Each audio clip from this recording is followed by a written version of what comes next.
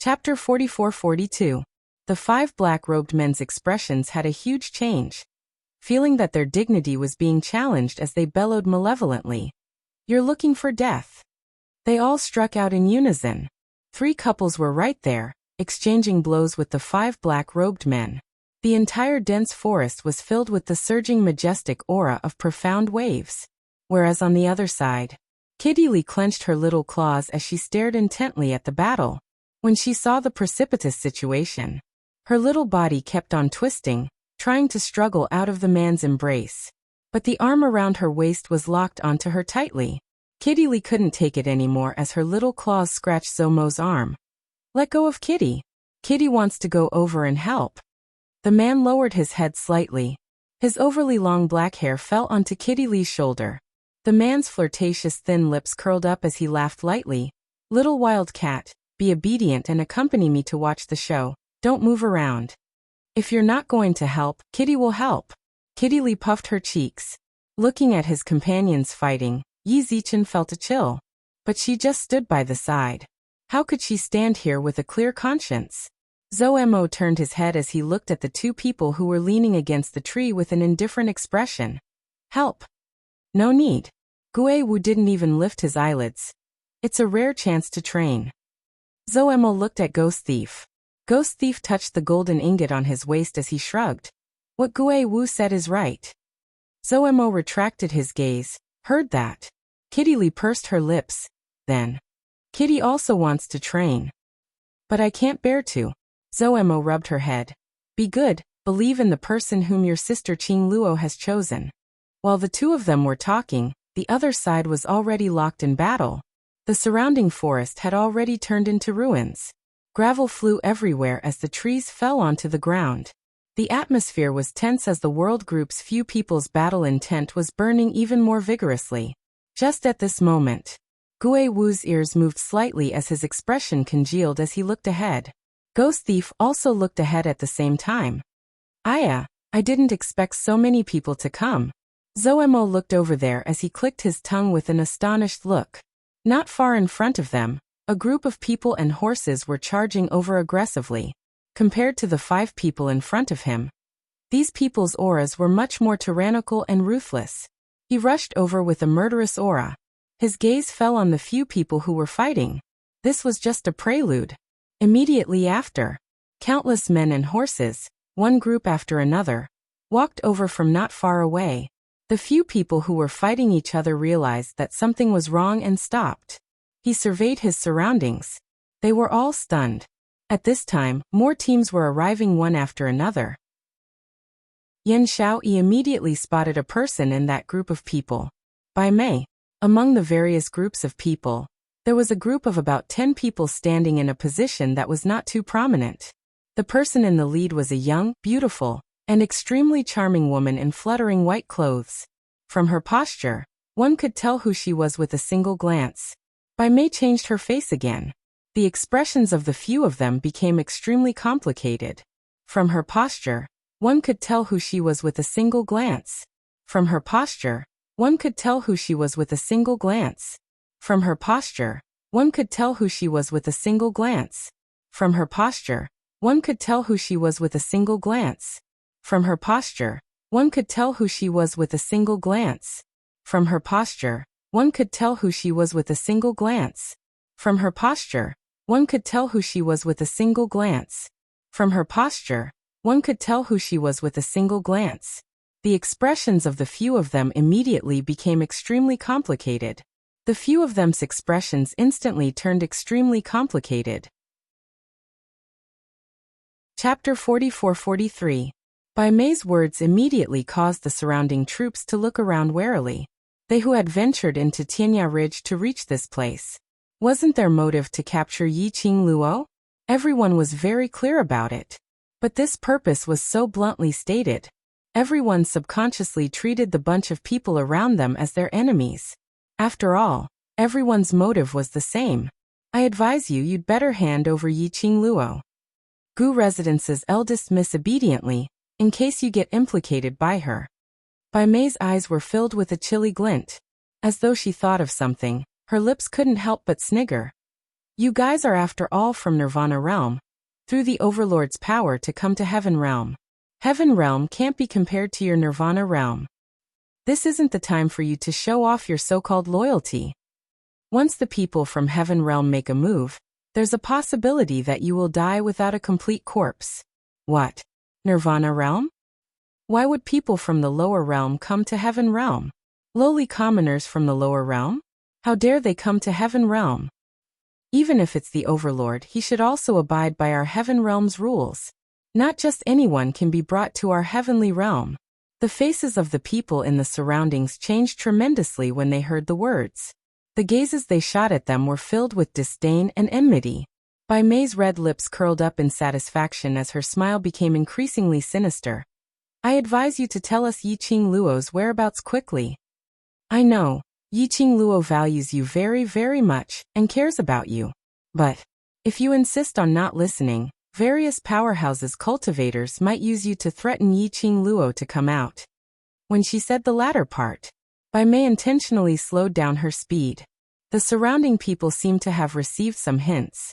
In the midst of eye contact, suddenly, a group of men and horses charged towards Yan Xiaoyi and the rest at high speed. In case someone snatched the first opportunity, seeing that there were people moving. Soon people from all directions rushed over in unison. The speed was fast and the profound wave was sharp. It made the few young men's expressions changed. And those 5 black-robed men who exchanged blows with them earlier also had a dazed look. Why did they suddenly lose their scenes? Be careful. There was a cry of surprise. The battle instantly broke out. This time, Gui Wu and the rest did not stand by the side and watch the show. He quickly rushed into the midst of the troops. Oh! Yiqing Luo suddenly felt an indescribable pain in her heart. She paused for a moment. He was almost slapped by the mountain-like beast in front of him. She focused her mind and leaped, dodging the beast's attack. That uneasy premonition in his heart still persisted. He had a feeling that something had happened. Focus. Beside his ear, Old Man Song's stern voice sounded. This is the 8th level of purgatory.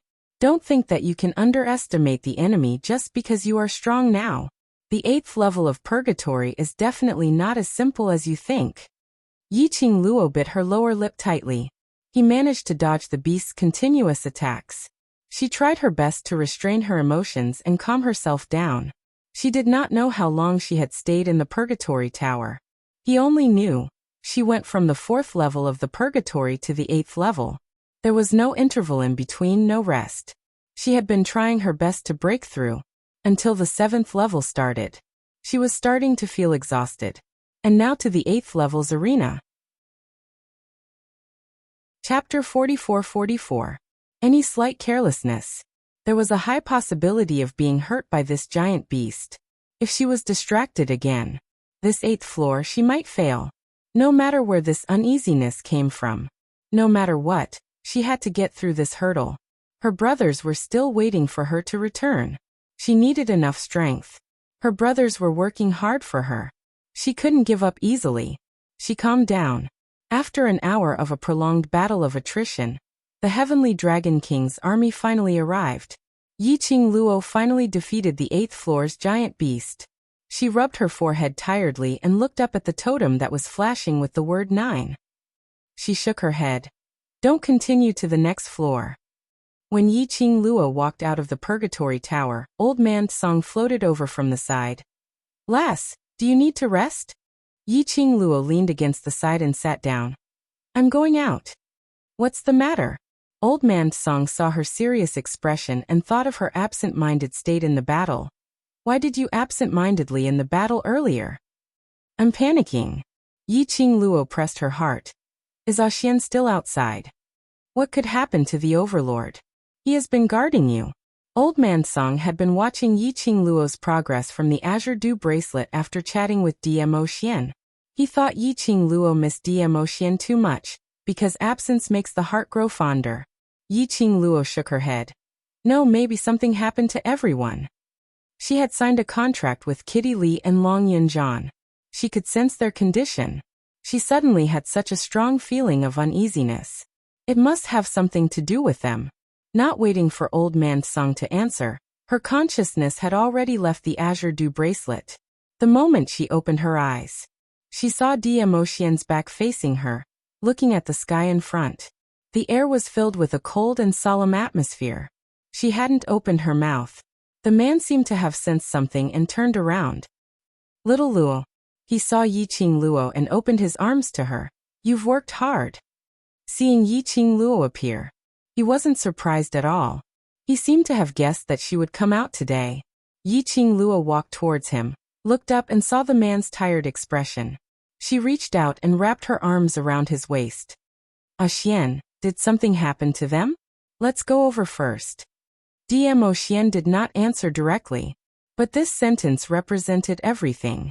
Yiqing Luo's heart thumped hard. She suppressed the uneasiness in her heart. Okay. The two sat on little Nine's back.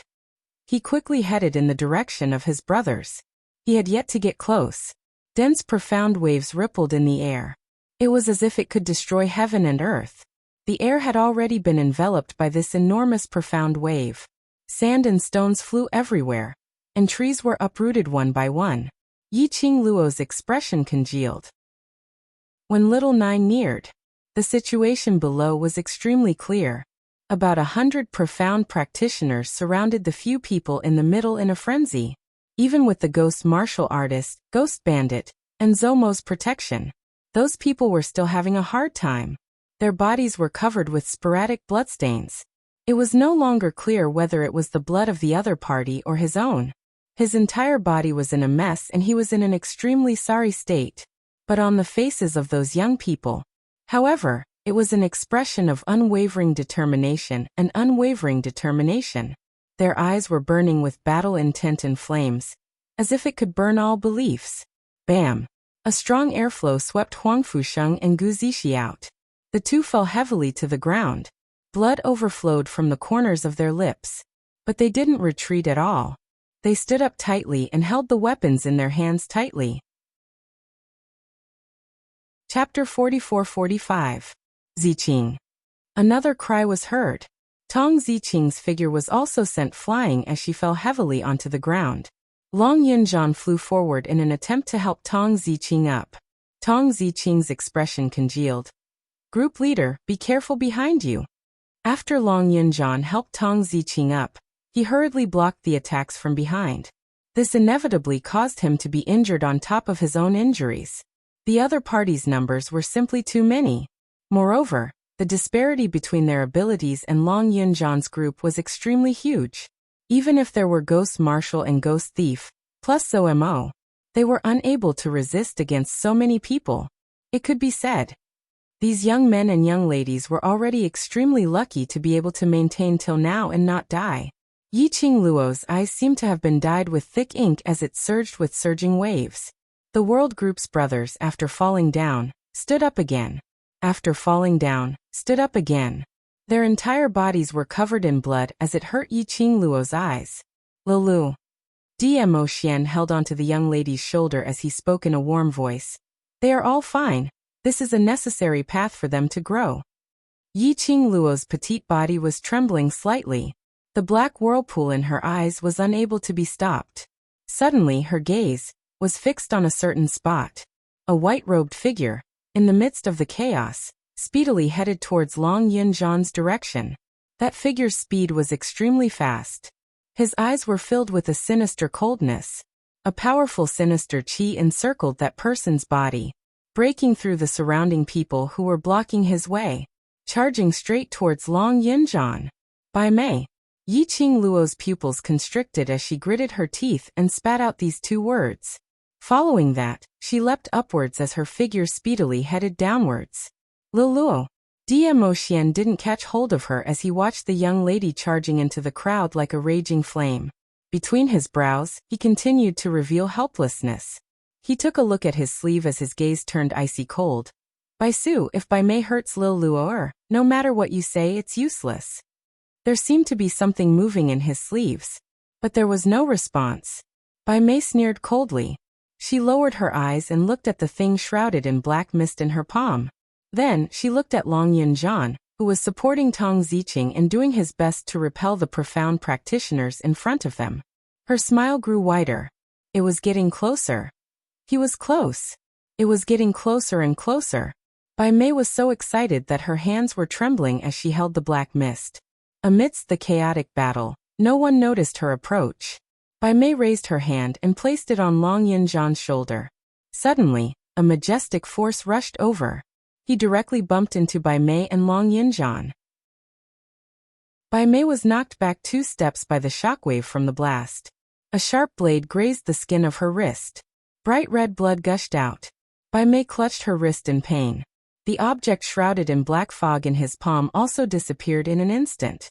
Bai Mei gritted her teeth and glared in the direction of the attack.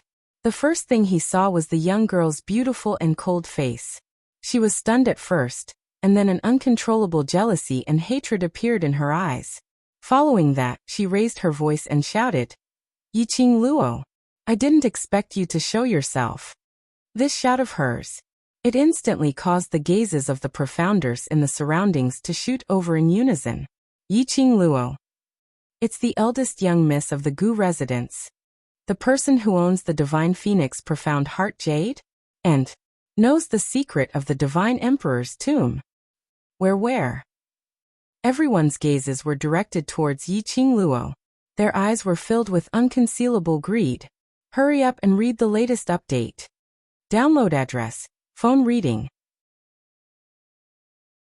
Chapter 44-46. Those people's gazes seemed as though they wanted to swallow Yiqing Luo into their stomachs. Bai Mei smiled coldly and curled her red lips. She was flirtatious and flirtatious. You still dare to appear. I thought that you wanted to monopolize the Divine Phoenix Profound Heart Jade, and then search for the secret of the Divine Emperor's tomb alone. Monopolizing the Divine Phoenix Profound Heart Jade. Finding the secret of the Divine Emperor's tomb alone. These words immediately caused the surrounding crowd to burst into an uproar. What right do you have to monopolize the Divine Phoenix Profound Heart Jade? Tell me the secret of the Divine Emperor's tomb. Little girl, don't think that Bone Lord can guarantee your safety just because you're the first young lady of the Gu residence. If you're sensible, quickly hand over the Divine Phoenix Profound Heart Jade. Countless curses and threats rose and fell one after another. Those forces that had always thought highly of themselves and called themselves reputable and noble families didn't even try to conceal their greed. Puchi. Yiqing Luo couldn't help but laugh out. Amidst the curses and threats, the young girl's laughter was extremely abrupt. Everyone looked at each other in bewilderment at his laughter. What are you laughing at? A powerful person shouted in a low voice. Me. Yiqing Luo's pink lips curled up slightly with a chilly smile. I'm laughing at your stupidity. You. Everyone's expression changed drastically as they glared at the girl in front of them. Who would have thought that she would still be so daring when surrounded by so many people? Facing the infuriated gazes of the crowd, Yiqing Luo's brows were filled with laziness as her expression didn't change at all. She smiled coldly and continued. If you weren't stupid, why would you ask such a stupid question? As she spoke, the young girl's gaze swept across the crowd and she laughed mockingly. What right do I have to monopolize the Divine Phoenix Profound Heart Jade? Just based on the fact that the Divine Phoenix Profound Heart Jade is mine. It's my stuff. What can you do to me? This sentence was also an indirect admission. She did indeed possess the Divine Phoenix Profound Heart Jade. Everyone's gazes towards Yiqing Luo became even more fiery. Bai Mei quietly retreated to the back of the crowd. Hearing Yiqing Luo's words, he looked at the gazes of the people around him. Her red lips curled into a proud smile.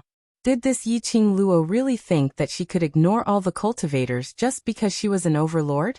She actually admitted that the Divine Phoenix Profound Heart Jade was with her. What does stupidity mean? This is what you call stupid, right?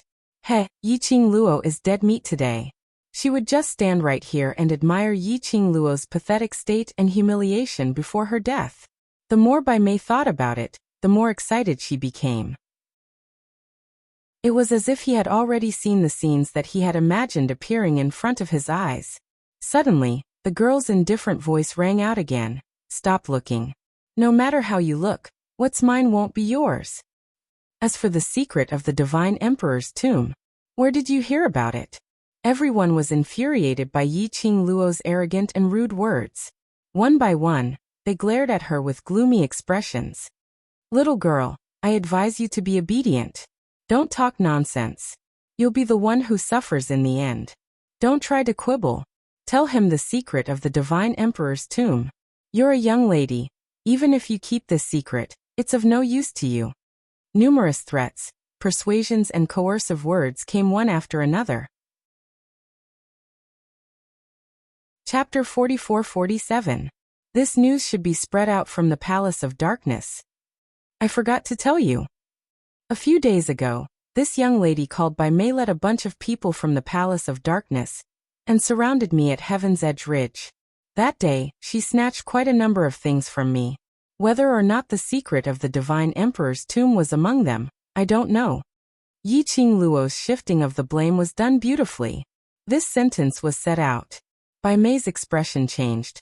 What nonsense are you sprouting? When did I surround you? What kind of trash is the Palace of Darkness? Don't you all have any idea? Yi Qingluo scoffed coldly. Quite a number of gazes turned towards Bai Mei, using the same gaze which she used to look at Yi Qingluo earlier, looking at her. Bai Mei's heart thumped as her face turned pale. I didn't. She did it on purpose to divert your attention. Do I need to divert my attention? If I divert my attention, won't they snatch my profound jade heart? Yi Qingluo rolled her eyes. But you all, after snatching my things, you intentionally spread the secret of the Divine Emperor's tomb. Don't tell me you're doing it on purpose, trying to concentrate all your firepower on me alone? Following Yi Qingluo's words, the surrounding people's gazes towards Bai Mei were filled with a strange greed. Actually, no matter if what Yi Qingluo said was true or false, they would choose to believe.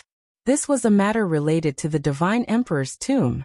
Moreover, what Yi Qingluo said wasn't without reason. Yi Qingluo had the Divine Phoenix profound jade heart on her, and they snatched it away. A waste without a profound jade heart. Why would she need to occupy the secret of the Divine Emperor's tomb? Bai Mei realized that everyone's gaze towards her was totally different from before. All her complacency had turned into despair. She staggered backwards as her eyes widened. No. She's lying, I didn't. The secret of the Divine Emperor's tomb is on her. Bai Mei shook her head frantically as she stared at Yi Qingluo venomously. But she saw Yi Qingluo's lips curling upwards as she gave a sly and teasing smile. Her brows were filled with fooling, as if laughing at her stupidity. Bai Mei was so infuriated that her entire body was trembling. She knew that she would not be able to escape today, but she would absolutely not let Yi Qingluo off. You are indeed extremely stupid. How could you believe the words of that slut? She was deliberately stalling for time, so that she could activate the Divine Phoenix Profound Heart Jade in her body. Once the Divine Phoenix Profound Heart Jade is activated, none of you will escape. Since they all believed that the Divine Emperor's tomb was with her. That's great. Yi Qingluo, who possessed the Divine Phoenix Profound Heart Jade, was not having it easy either. Bai Mei had already given up on herself. This roar. This made everyone immediately look towards Yi Qingluo in alarm. It is not that they are easily swayed. Instead, it was because they had to prioritize their own interests. They could not afford to make any mistakes. He would rather kill the wrong person than let him go. As for the Divine Phoenix Profound Heart Jade, everyone had only heard of its uses, but he had never truly come into contact with it. Because of this, he was unable to determine whether what Bai Mei had said was true or false. Regardless of whether it was true or not, they couldn't afford to gamble. Bai Mei was surrounded and forced to reveal the location of the Divine Emperor's tomb. There were also people who speedily attacked Yi Qingluo. They absolutely could not give Yi Qingluo any chance to activate the Divine Phoenix Profound Heart Jade. Qingluo, be careful. Attacks from all directions surged over. Yan Xiaoyi and the others were trembling in fear as they hurriedly reminded her. Chapter 44-48. Huge profound wave with majestic power. Countless illusory attacks formed a monstrous wave. Yi Qingluo took a look at Long Yinzhan and Tong Ziqing, who were blocked behind her. She couldn't shift her body. Otherwise, the two people behind her would have to bear the attacks from all directions. Yiqing Luo's eyes turned cold as she raised her right hand. A flame bloomed on her fingertips.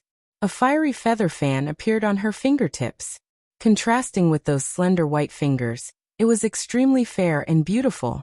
Swoosh. Everyone only heard an explosive sound in the air. Their eyes were covered by the sky full of raging flames. Bam! The earth quaked and the mountains shook. The violent energy directly collided with those cultivators' attacks. In midair, two powerful forces collided. Yiqing Luo's body slightly retreated 2 steps. Her face was slightly pale, but her fingertips exerted more force as she gripped the handle of the fan tightly, facing these strong cultivators from Heaven Realm and various powerhouses. If it was one-on-one, she wouldn't be so worried. But the other party was moving like a bee pupa. Just at this moment, a majestic aura rushed into the two forces. As the profound wave surged, the sky seemed to sweep out one after another whirlpool. That burst of force joined in. In an instant, a huge profound wave was produced, like layers upon layers of ripples, spreading in all directions. He easily suppressed all the attacks in the surroundings. The violent hurricane obediently stopped after coming into contact with the ripple-like undulations. The aftershock caused the group of cultivators who launched the attack to be jolted back 2 steps, spitting out a large mouthful of blood. And what was shocking was, after the rippling Xian wave shook off the countless Xian waves, it lingered around the girl in the fiery red dress. With the young lady as the center, it swept around the surroundings. It didn't go near the young lady at all. The group of cultivators who were injured were stunned. What kind of situation was this? Why didn't that unstoppable force attack Yiqing Luo? Damn, could it be that it depended on one's looks? No, not right. Look at the sky. It's a 9-tailed fox. 9-tailed fox. Suddenly, cries of panic erupted from the crowd. Countless people subconsciously looked towards the sky. Then he saw the 9-tailed fox in the sky. His 9 tails swayed in the wind. It also shook the hearts of the crowd. 9-tailed fox. This was the 9-tailed fox that was known as the divine beast. In the entire world, there was only one person who had it. That person was the mysterious and powerful person who was respectfully called Venerable Sovereign. The people from the various forces suddenly recalled the words of the Huangfu clan's young masters and ladies a few days ago. Divine Phoenix Profound Heart Jade? The tomb of the Divine Emperor. It must be true. That little bitch relied on this to attract Sir Dizun. If it wasn't for the Divine Phoenix Profound Heart Jade and the Divine Emperor's tomb, how could the dignified Dizun fall in love with a lowly trash from the lower domain? I was wondering why Lord Dizun would be with her. It must be because that little B***TCH used the Divine Phoenix Profound Heart Jade and the Divine Emperor's tomb to seduce Lord Dizun. Similar words were said by the Huangfu family. At that time, there were quite a number of forces who gave up on the Divine Phoenix Profound Heart Jade and the Divine Emperor's tomb because of the Overlord. They had not expected that. Lord Dizun really appeared. In order to save a lady, he appeared.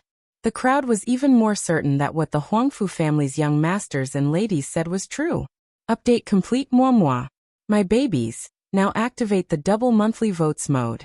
At the end of the month, those babies with monthly votes, love you guys. End of this chapter. Chapter 44-49.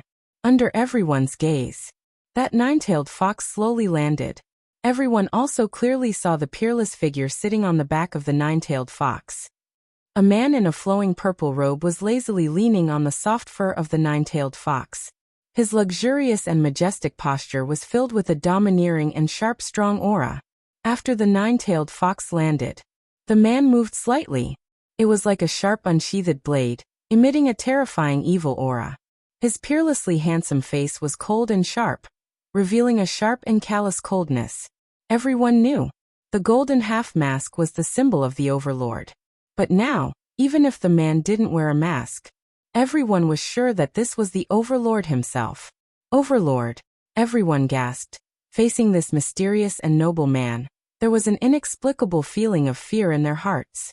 Dmo Xian leaped down from the 9-tailed fox. His every move was noble and elegant.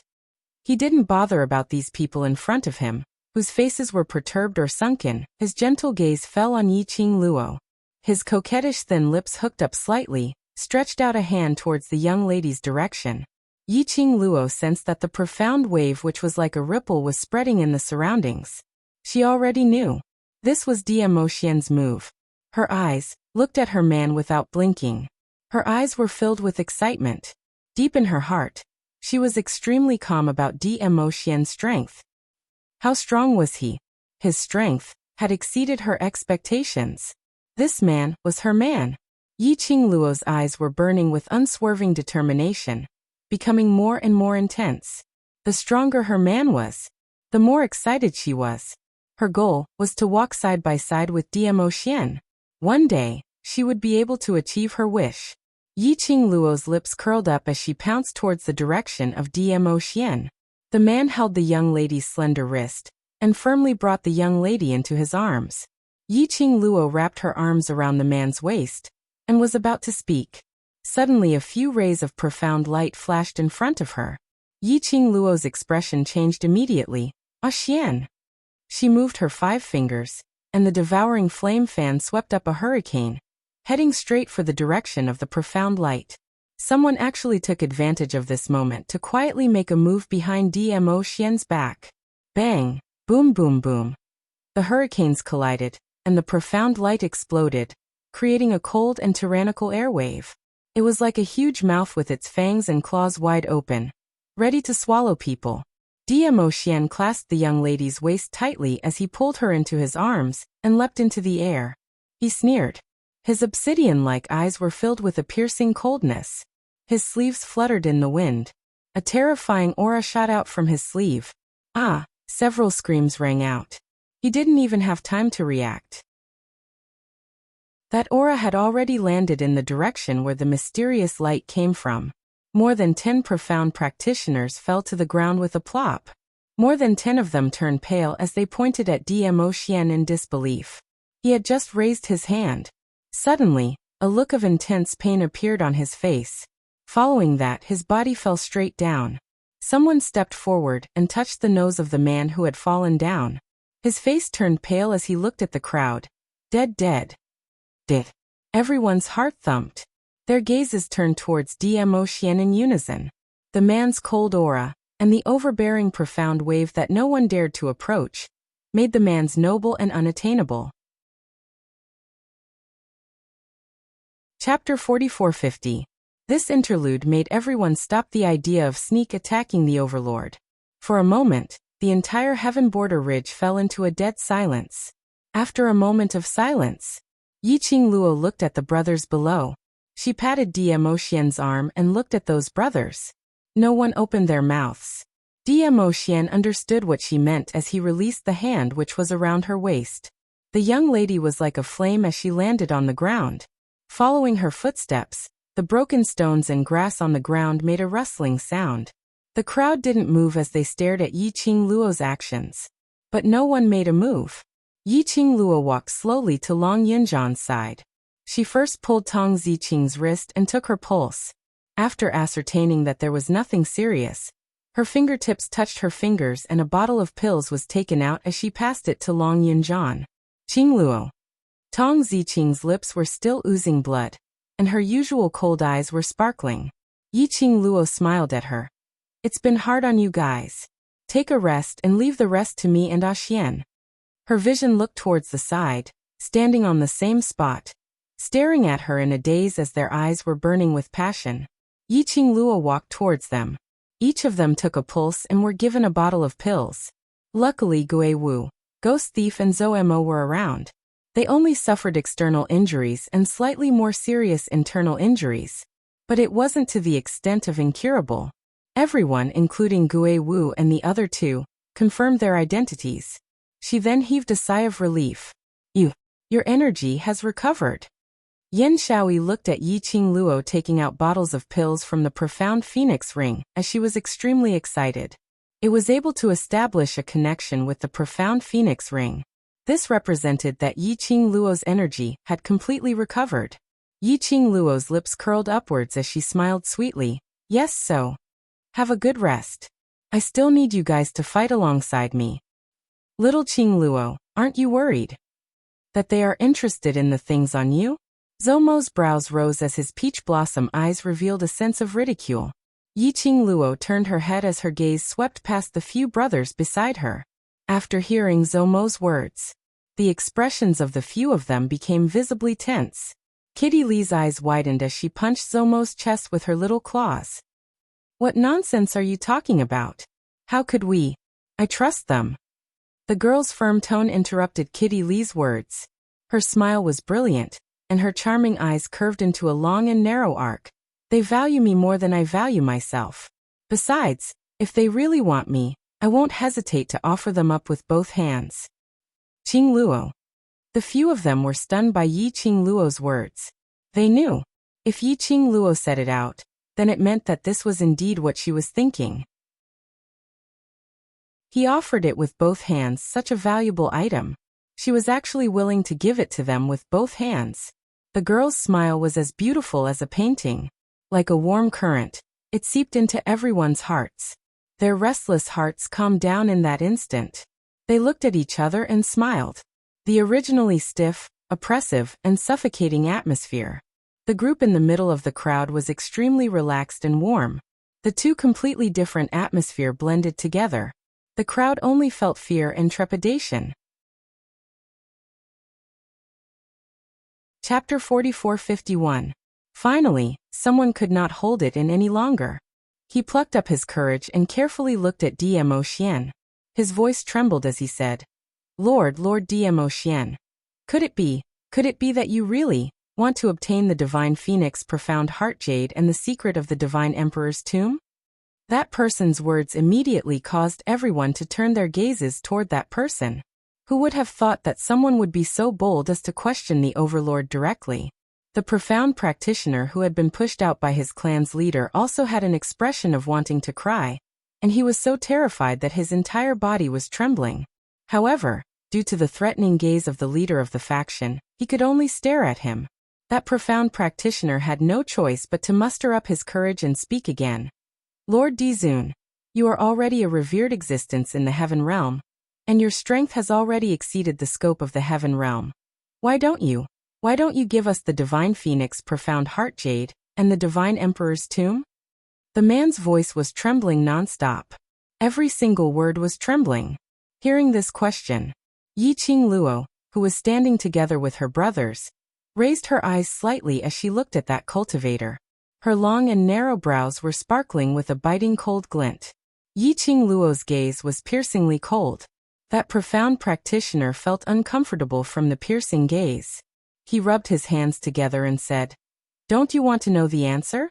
Don't you want to know why the Overlord is with you? I don't want to. Yi Qing Luo replied without hesitation. The expression on her face didn't change at all. Are you scared? The man was so nervous that his face turned red. Are you afraid that His Majesty's answer will hurt you? That's why you don't dare.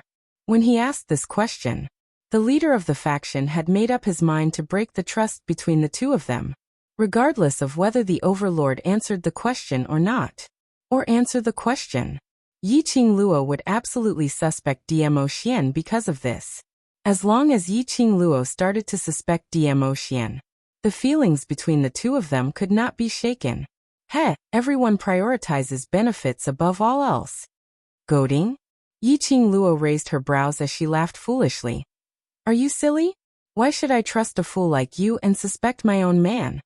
She wasn't stupid. And because of a single sentence from them, they had instigated discord between her and Dmo Xian. At their level, it was nothing compared to what he had encountered in the double-sided lake of the illusory heart. She had never suspected Dmo Xian at the double-sided lake. Not to mention now. That person's face turned red. The gaze of the Master of Power behind him was like a sharp knife, forcing him, urging him to act. Don't ask such rubbish. Yi Qing Luo's gaze slowly swept past the surrounding forces. The girl's black hair fluttered in the wind. Her fiery dress fluttered in the wind. There was a hint of indolence on that gorgeous face, and it was incomparably cold and elegant. Then, her pink lips moved slightly and she said word by word. What belongs to me, as long as Xian wants it, I will give it to him. This sentence was also a clear message to the crowd. Whether Dmo Xian wanted her divine phoenix profound heart jade or not, as long as he asked, he would definitely give it to her. Don't talk about any other bullshit conspiracy theories. He didn't like it. Everyone's faces turned extremely ugly. He didn't expect this young girl to not play by the rules. At this moment, the purple-robed man suddenly moved and pulled the young girl into his arms. Her back was pressed against his chest. Scorching hot. The man lowered his eyes, his gaze was gentle and his voice was magnetic. Yes, Lil Luoer's things are also this lord's things. Chapter 4452. His hand slowly circled to Yi Qing Luo's chest. Slender fingers pressed on her heart. The man's fingertips were gentle. The scorching touch passed through the robe to the skin. Yi Qing Luo slightly raised her head to look at him. Her face was reflected in the man's obsidian-like eyes. His thin lips lightly hooked. If this lord wants, just take it, right? As his voice fell, his slender fingers even gently flicked her heart, causing the young lady's petite body to tremble slightly. Yes. Yi Qing Luo held his hand, her eyes firm, without any other emotions. Dmo Xian chuckled softly. The boiling hot chest behind her was also shaking up and down. This laugh, made by Mei, who was besieged by a group of people, couldn't help but burst out laughing. Yi Qing Luo, you really think that the Overlord has taken a liking to you? Haha. You still foolishly send yourself up. What's yours is his, he just wants to dig away your profound heart jade. You poor woman. Haha. Haha. The Overlord doesn't love you, he doesn't love you at all. By Mei's sharp voice, straining her throat to laugh nonstop. Yi Qing Luo. This girl must have been so agitated that she became stupid, right? But Dmo Xian's action, indeed, would cause others to misunderstand the meaning of his words. Probably. In the eyes of outsiders, Dmo Xian placed his hand on her profound heart jade. Wanted to dig away her profound heart jade? Yi Qing Luo expressed. This guy was purely trying to take advantage of her. And it was openly taking advantage of her. Under Bai Mei's exaggerated laughter. Under everyone's suspicious gazes. Dmo Xian hugged the slender waist of the person in his arms tightly. His voice was clear but extremely dignified. So she belongs to this lord, whoever dares to touch her, is going against this lord. When this sentence came out from Dmo Xian's mouth, the entire dense forest fell into a dead silence. Bai Mei, who was laughing crazily, stopped abruptly. Like a huge slap, ruthlessly slapped on her face. Dmo Xian was simply. He was using his status to pressure everyone present. He wanted to become enemies with the entire world for Yi Qing Luo. This sentence also successfully blackened the faces of several large forces at the front. Lord Dizun, we all know that your strength is extraordinary and you are an admirable hero. But, Lord Dizun, you're here alone today. Why do you have to ruin everyone's friendship for a woman? One of the leaders said with a cold expression. Dmo Xian's words had already expressed his attitude. If he didn't show up now, he would be dead. He was afraid that he would really silently agree to let Dmo Xian monopolize the divine phoenix profound heart jade. All profound practitioners wanted to obtain divine objects. Everyone wanted to enter the Tianya Ridge. Every faction had lost more than half of their elites. Therefore, no one wanted to give up so easily. That faction leader's words were immediately met with agreement from several other faction leaders. Dmo Xian faintly glanced at the direction of the voice and replied expressionlessly. This lord has never been a hero. That faction leader's face turned red from being choked. Yi Qing Luo waved her glower flame fan impatiently. Your words, are you openly declaring war with my Xian? Since that's the case, then there's nothing more to say, let's fight directly. There was a type of person who wouldn't shed a tear until they saw the coffin. Did they think that they could suppress Dmo Xian with their numbers? How naive. Hurry up and read the latest updates. Download address. Phone reading. Chapter 4453. Did her baby Xian look so easy to bully? Yi Lackey Qing Luo hugged her man's arm and pointed to the direction of the powerhouse who spoke earlier. Xian, kill him. The various powerhouses. She said it so arrogantly, directly provoking all the powerhouses. She actually pushed the overlord to make a move? They thought that she really had the guts to go against them. In the end, it was because of the overlord that she dared to be so arrogant. In the eyes of the powerhouses, Yi Qing Luo's current action was just like a young lady who relied on the overlord to bully others. All of them looked at Yi Qing Luo with even more disdain. The Divine Phoenix Profound Heart Jade on such a person was simply a waste of a treasure. But the overlord was obviously interested in that Divine Phoenix Profound Heart Jade. If they really wanted to get the Divine Phoenix Profound Heart Jade, they must first get past the overlord. If it was just the Divine Phoenix Profound Heart Jade, most of the people present would probably back off. After all, for a piece of Divine Phoenix Profound Heart Jade, they would become enemies with the overlord. Then there must be a hole in their brains. But Yi Qing Luo not only had a piece of Divine Phoenix Profound Heart Jade, and the secret of the Divine Emperor's tomb. The Divine Emperor's tomb. As long as they could get the secret of the Divine Emperor's tomb, and open the secret of the Divine Emperor's tomb, there was a possibility that they could surpass all living things in this world. They could become the next emperor of divine emperors.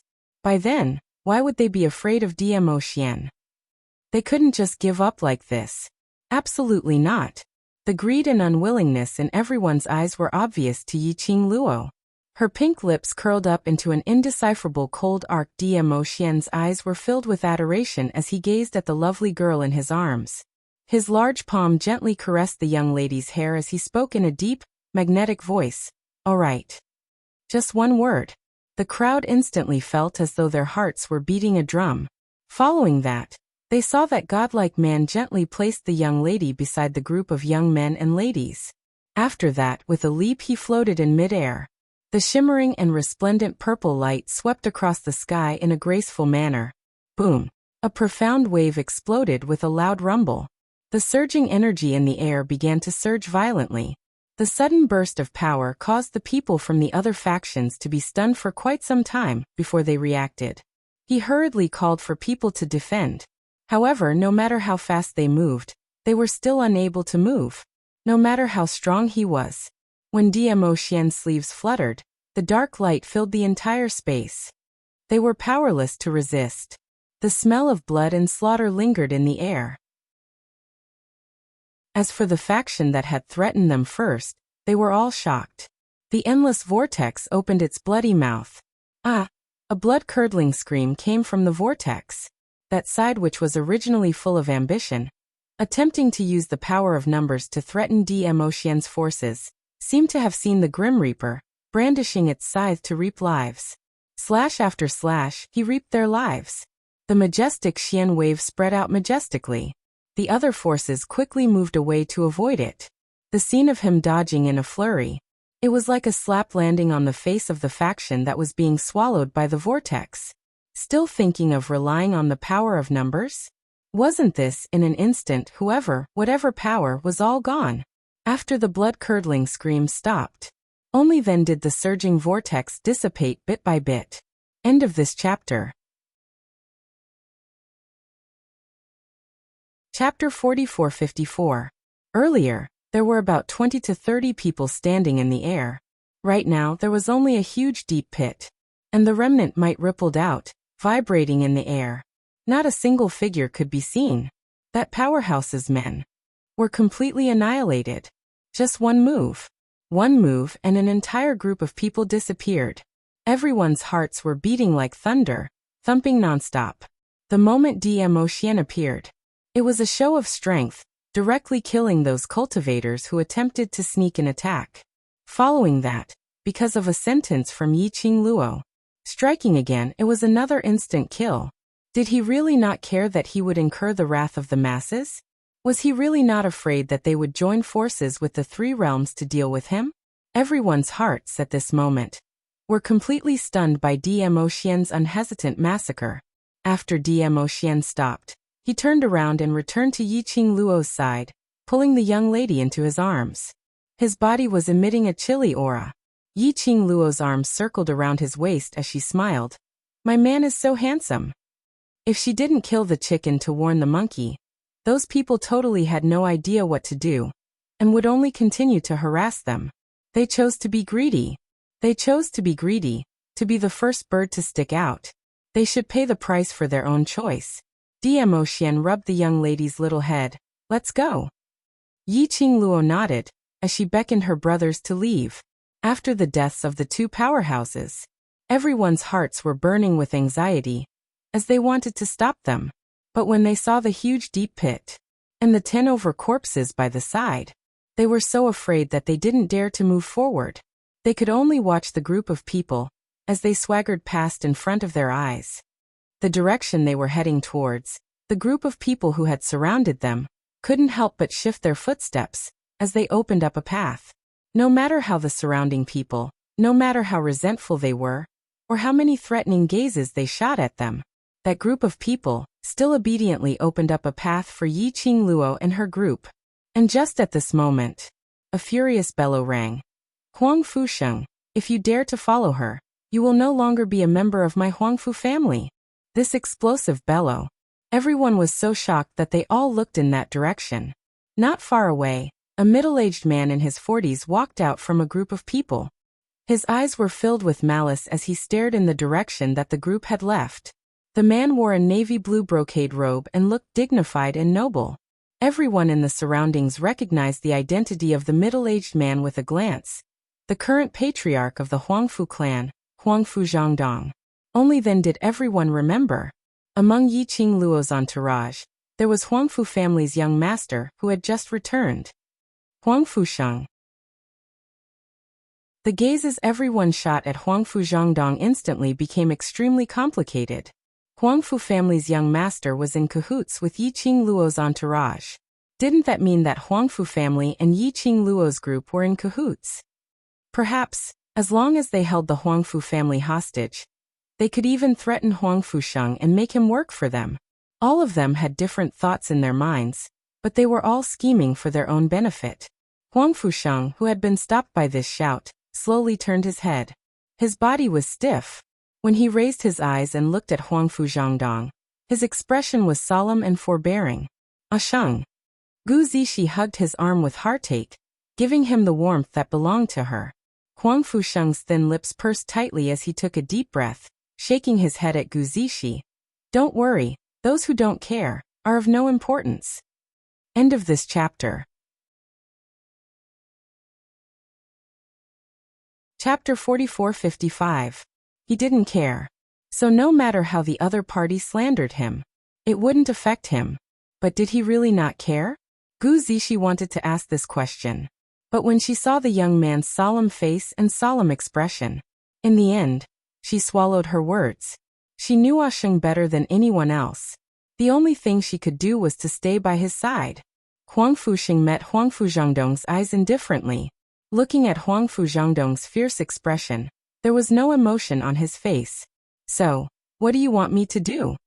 Huangfu Zhangdong actually felt a heavy pressure assaulting him with just a single glance from him. Huangfu Zhangdong's face darkened. He didn't want to admit that he was scared by a bastard. He snorted coldly. You are a member of my Huangfu clan. You should listen to the arrangements of the Huangfu clan. Hurry up and come back. Huangfu Sheng chuckled softly. Huangfu Zhangdong's face darkened. What are you laughing at? Before Huangfu Sheng could answer, a person walked out from the Huangfu clan's team. Father. That person was Huangfu Dongyu. He moved closer to Huangfu Zhangdong's ear and whispered a few words. Huangfu Zhangdong's eyes lit up. He immediately looked at Huangfu Sheng. Huangfu Sheng, I heard that you have a close relationship with the first miss of the Gu residence. Since that's the case, you will represent the Huangfu clan and ask the first miss of the Gu residence to reveal the secret of the Divine Emperor's tomb to the public.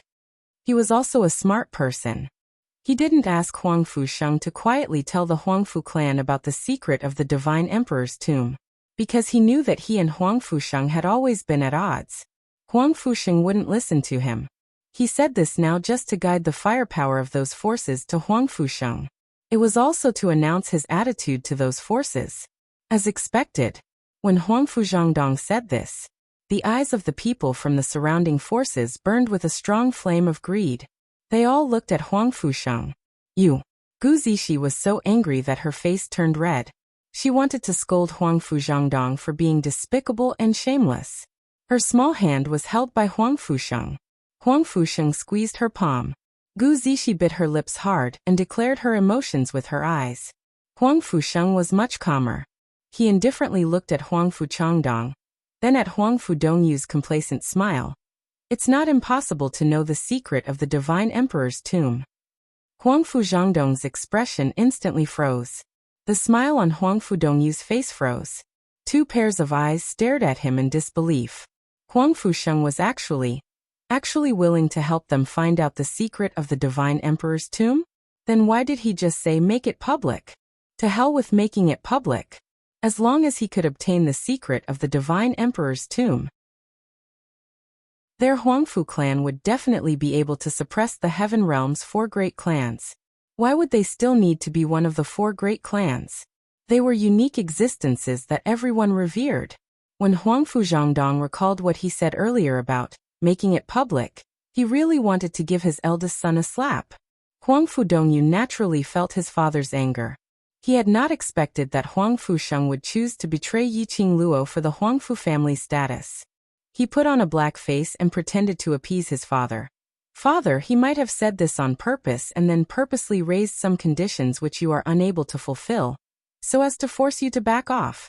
Huangfu Zhangdong's face sunk as he looked at Huangfu Dongyu. Then he looked at Huangfu Sheng and asked sternly, "What request do you have?" End of this chapter.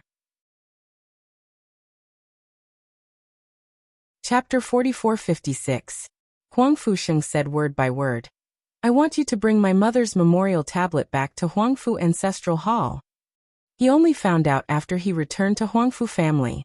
Because his mother left with his father and after she died, even the memorial tablet wasn't allowed to enter Huangfu family.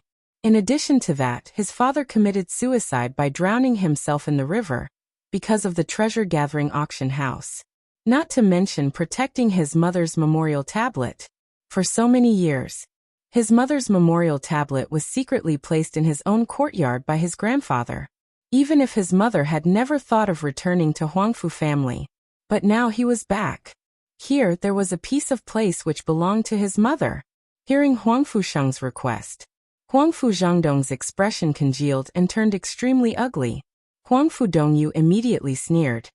"It's easy for you to think. It was your mother who left Huangfu family with a wild man.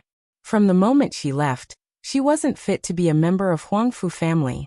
You're just a bastard and you want to bring your mother's memorial tablet back to Huangfu family?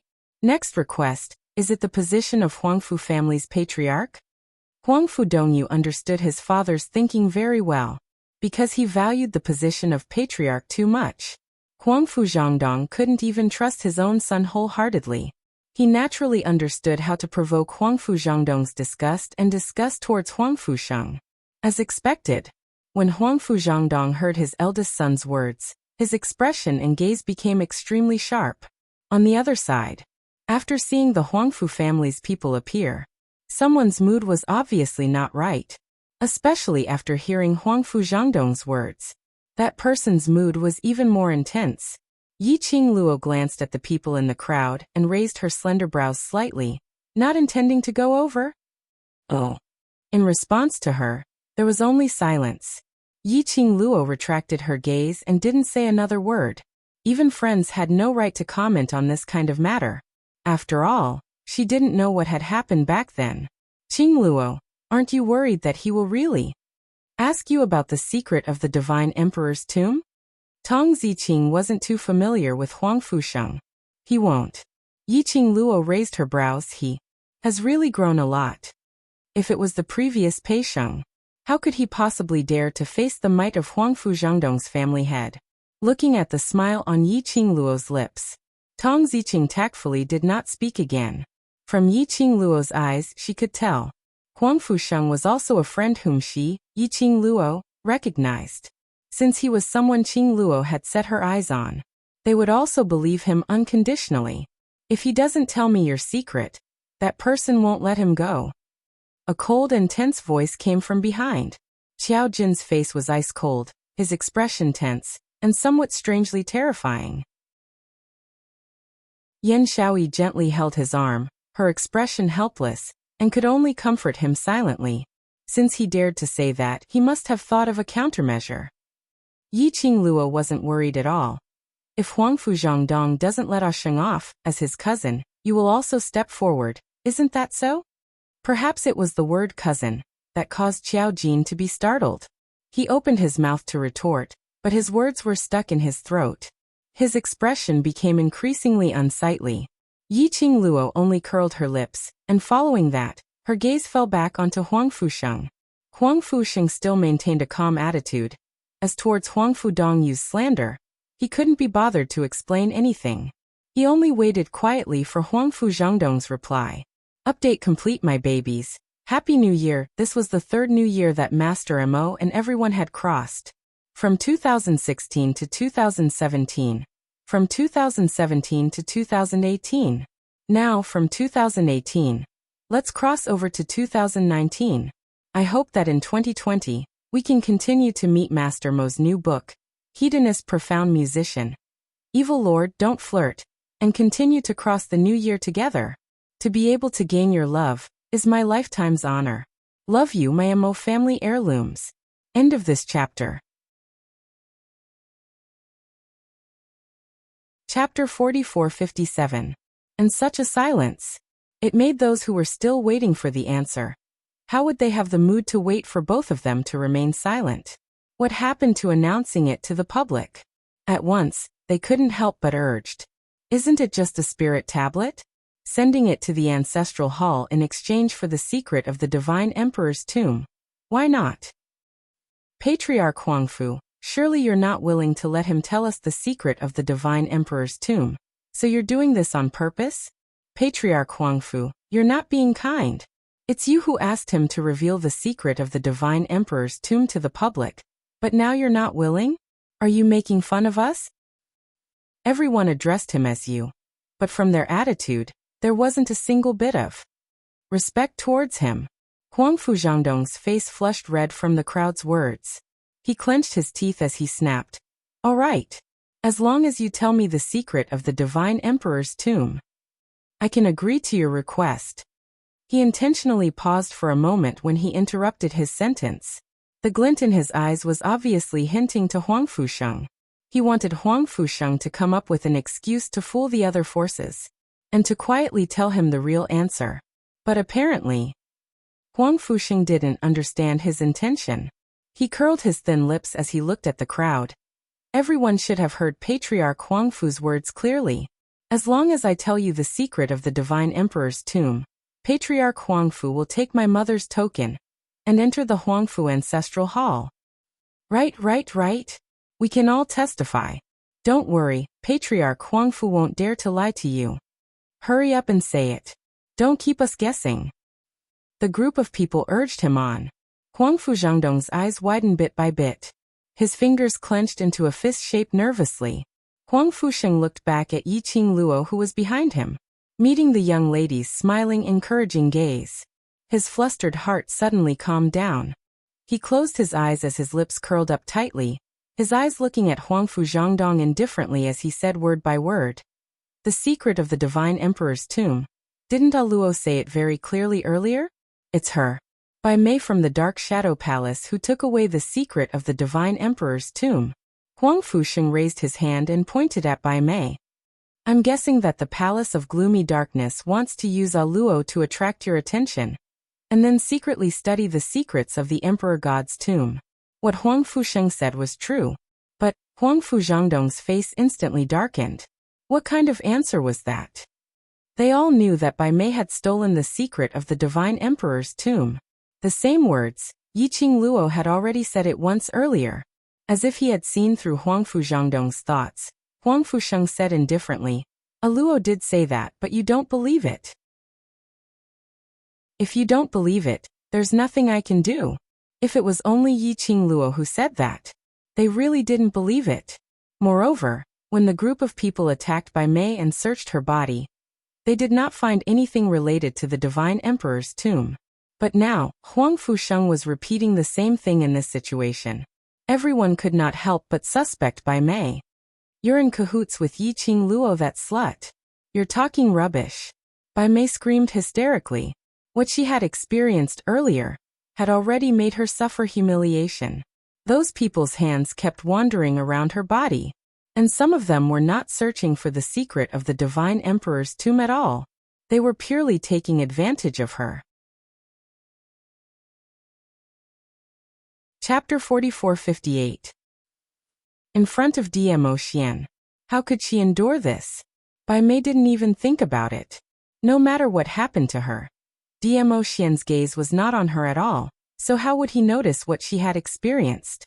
Bai Mei was retreating as she frantically pointed at the surroundings, at the people who were eyeing them covetously.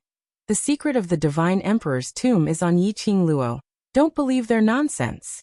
However, her words were not persuasive at all. As he retreated into the territory of a team. "Ah!" Bai Mei screamed. His body was lifted up by a person. "Speak. Where did you put it? What is the purpose of the Dark Shadow Palace? Everything is said by the Dark Ghost Palace. Is this a conspiracy of the Dark Ghost Palace? Abysmal Palace still wants to use us? Who do you think you are? Hand over the secret of the Divine Emperor's tomb."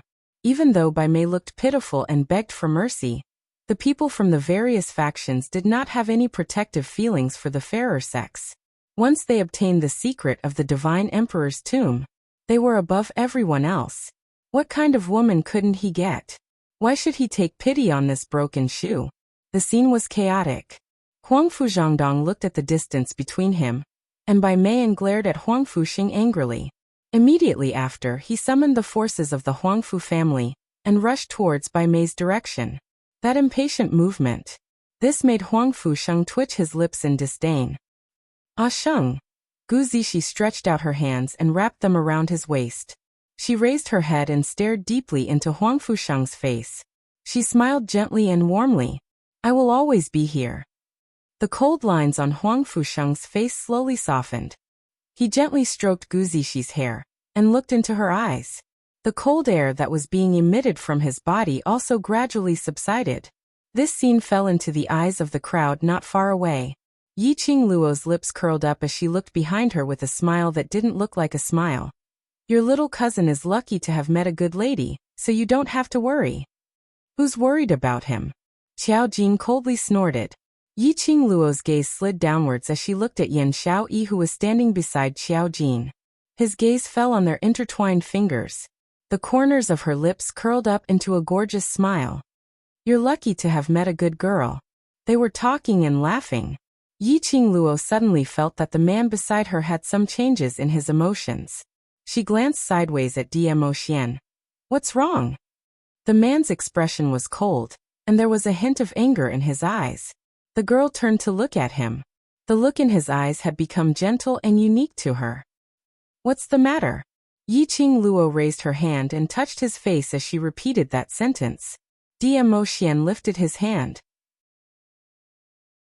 His purple robe fluttered like flowing clouds, and a wisp of white shadow could be vaguely seen swaying. Before Yi Qing Luo had the chance to ask, Dmo Xian's expression revealed some unkind intentions. Pursing his thin lips, he bent down slowly and kissed her lips. Then he headed in the direction of the chaotic crowd. That was the direction of Bai Mei from the Palace of Darkness. There weren't many people from the Dark Nether Palace who came this time.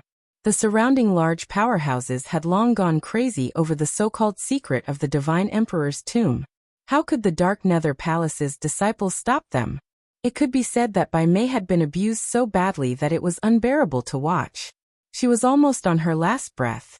And on her body, there was nothing related to the Divine Emperor's tomb.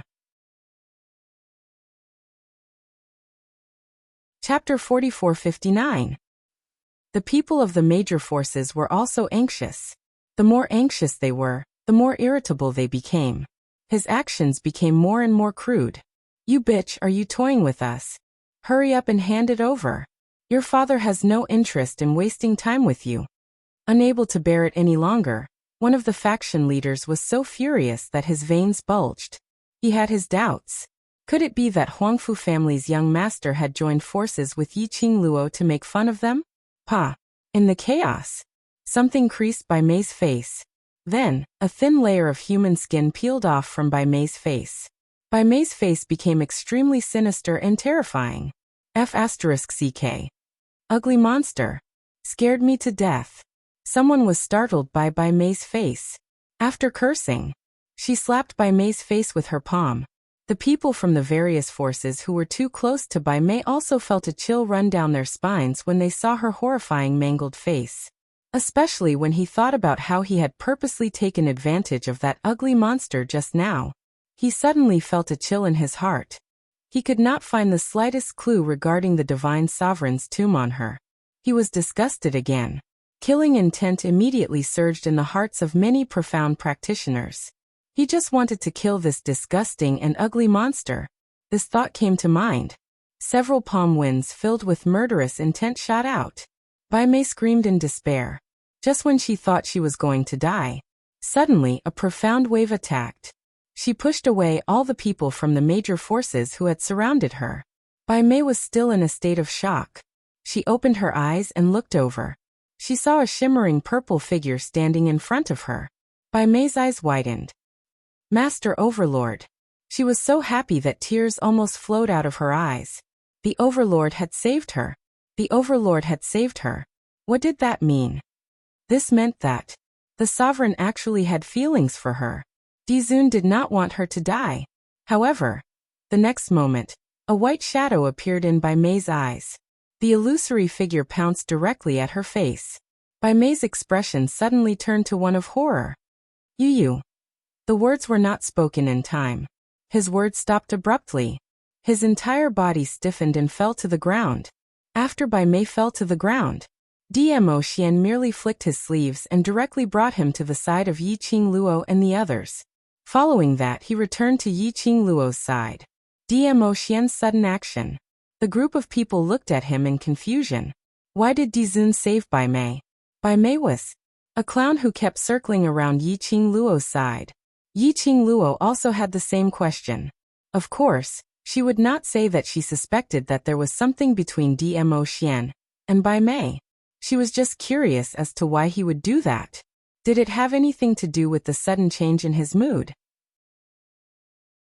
Facing Yi Qingluo's curious gaze, Dmo Xian looked down at her. Want to know why I saved her? Yi Qingluo tilted her head and suddenly stretched out her hand, pressing on his arm. What do you have here? She was extremely fast. His 5 fingers accurately grasped a piece of white jade in his sleeve. It was extremely cold to the touch. Yi Qingluo frowned slightly. Just as he was about to ask, that piece of white jade shook violently. Then, a white shadow floated out of the white jade. That figure seemed like it was going to dissipate with the wind. Yi Qingluo frowned, and after identifying for a long time, she spoke with uncertainty. Bai Su. Chapter 4460. Yes. Bai Su. That white jade pendant was Bai Su. Yi Qingluo seemed to have seen a white shadow in Dmo Xian's sleeves. She didn't expect it to be Bai Su. Yi Qingluo expressed. How did it feel to know that her man was carrying another woman with him? Well, she really didn't know how to describe this feeling. After all, the other party was Bai Su. To Dmo Xian. He was a senior that he respected.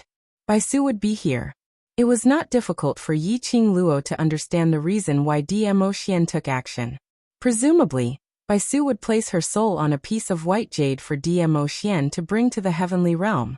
It was for Bai Mei. Bai Mei was her only sister. I'm sorry. Bai Su's illusory figure was a little gloomy, as if a gust of wind would blow it away.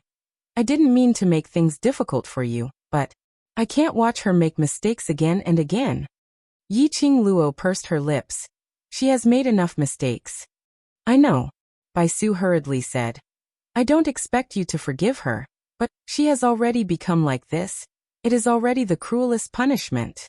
You should be very clear that everything she has done, even if she dies 100 times, she can't pay for it. Yi Qingluo's voice was a little cold. In order to maintain her beauty, how many young girls has she killed? How many girls' faces have she peeled off? Bai Su was speechless. Of course she knew. Bai Mei's sins could not be washed away. I have already given her a chance at the balance historian. Yi Qing Luo opened her mouth again. And the price of this opportunity is that she repeatedly made use of the people around me, to hurt me, colluding with the people from Gloomy Palace to deal with me. And countless young ladies' blood. Bai Su, you can't ask me to let Bai Mei off just because Xian respects you. This is unfair to me, unfair to the people around me, unfair to those who have died. Yi Qing Luo was very clear how much Dmo Xian was struggling in his heart. She deliberately pushed Bai Mei out. It was to use other people's hands to get rid of Bai Mei. She had also considered Bai Su's relationship. But she didn't expect that Bai Su would personally come to the heavenly realm. So she pushed Bai Mei out. Dmo Xian understood what she was thinking. I don't want her to be disappointed. Under Bai Su's pleading, he had no choice but to help. Yi Qing Luo was angry for Dmo Xian. Bai Su's soul became fainter and fainter. As though he was unable to face Yi Qing Luo's questions. Her figure had already dimmed and disappeared into thin air. Yi Qing Luo took a look at Bai Mei, who had her eyes shut, and retracted her vision. Angry? Dmo Xian circled her waist and rested his chin on her shoulder. Yi Qing Luo pursed her lips. If it were you, wouldn't you be angry? Dmo Xian sighed. I know, so you can totally kill her. Bai Su will not blame you. Yi Qing Luo rolled her eyes at him. Bai Su has already done so much. If I really kill Bai Mei, wouldn't that be too heartless? She paused, and her voice suddenly became serious. However, it's up to her whether she wants to live or not. Dmo Xian's thin lips brushed past her skin. All that was left was a ball of scorching heat. He chuckled softly, his eyes full of tenderness.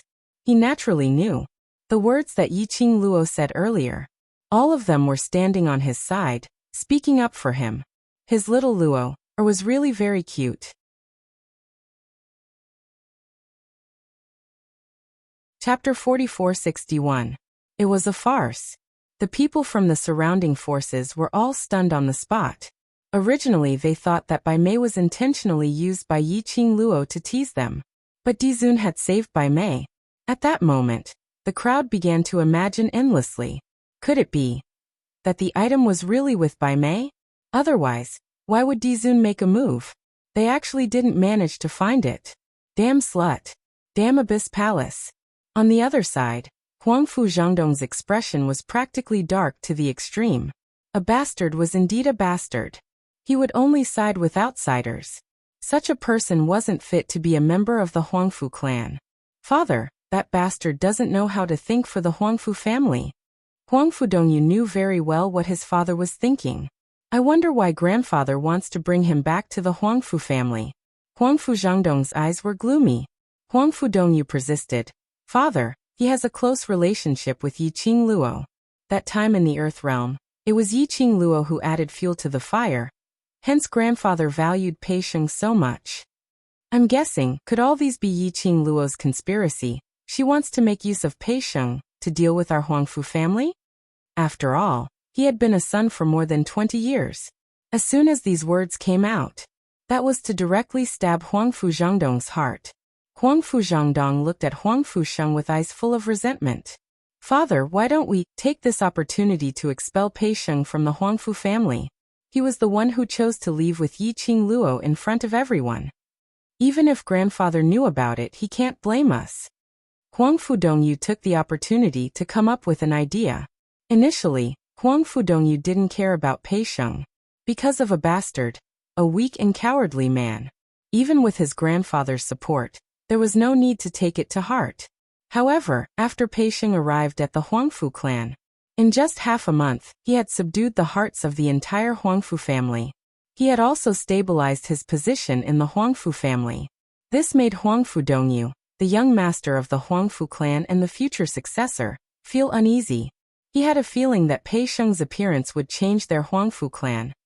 This premonition, plus the relationship between Pei Sheng and Yi Qing Luo, Huangfu Dongyu viewed Pei Sheng as a thorn in his side. Now he finally had a chance to get rid of Pei Sheng. Of course, he had to seize this opportunity. In front of all the major forces. He had tricked the Huangfu clan and the public. Moreover, he took the initiative to follow Yi Qingluo. Even if Huangfu Zhentian wanted to blame someone, it wouldn't be him. Huangfu Zhangdong also had the same thought. Bai Mei had already been brought to the other side by Dmo Xian. The crowd naturally did not dare to ask Dmo Xian for him. After Huangfu Zhangdong called his men back, Huang Xiaolong's expression changed. He displayed his patriarch's prestige as he looked at Huangfu Sheng with a solemn and cold expression. Pei Sheng, whatever divine emperor's tomb secret, you and Yi Qingluo colluded together, right? He sneered and glanced at Bai Mei, who was lying on the ground with her eyes closed. How could an abandoned pawn of the Palace of Gloomy Shadows get the secrets of the divine emperor's tomb? From what I see, the secret of the divine emperor's tomb, right from the start, is on Yi Qingluo, right? Huangfu Sheng's expression was calm, and he didn't feel the slightest bit of displeasure from Huangfu Zhangdong calling him Pei Sheng. What you want to know, I've already said it. Whether you believe it or not, it's your problem, it has nothing to do with me. But the thing that you promised me, please do it. The fastest update speed, hurry up and read it. Download address, cell phone reading.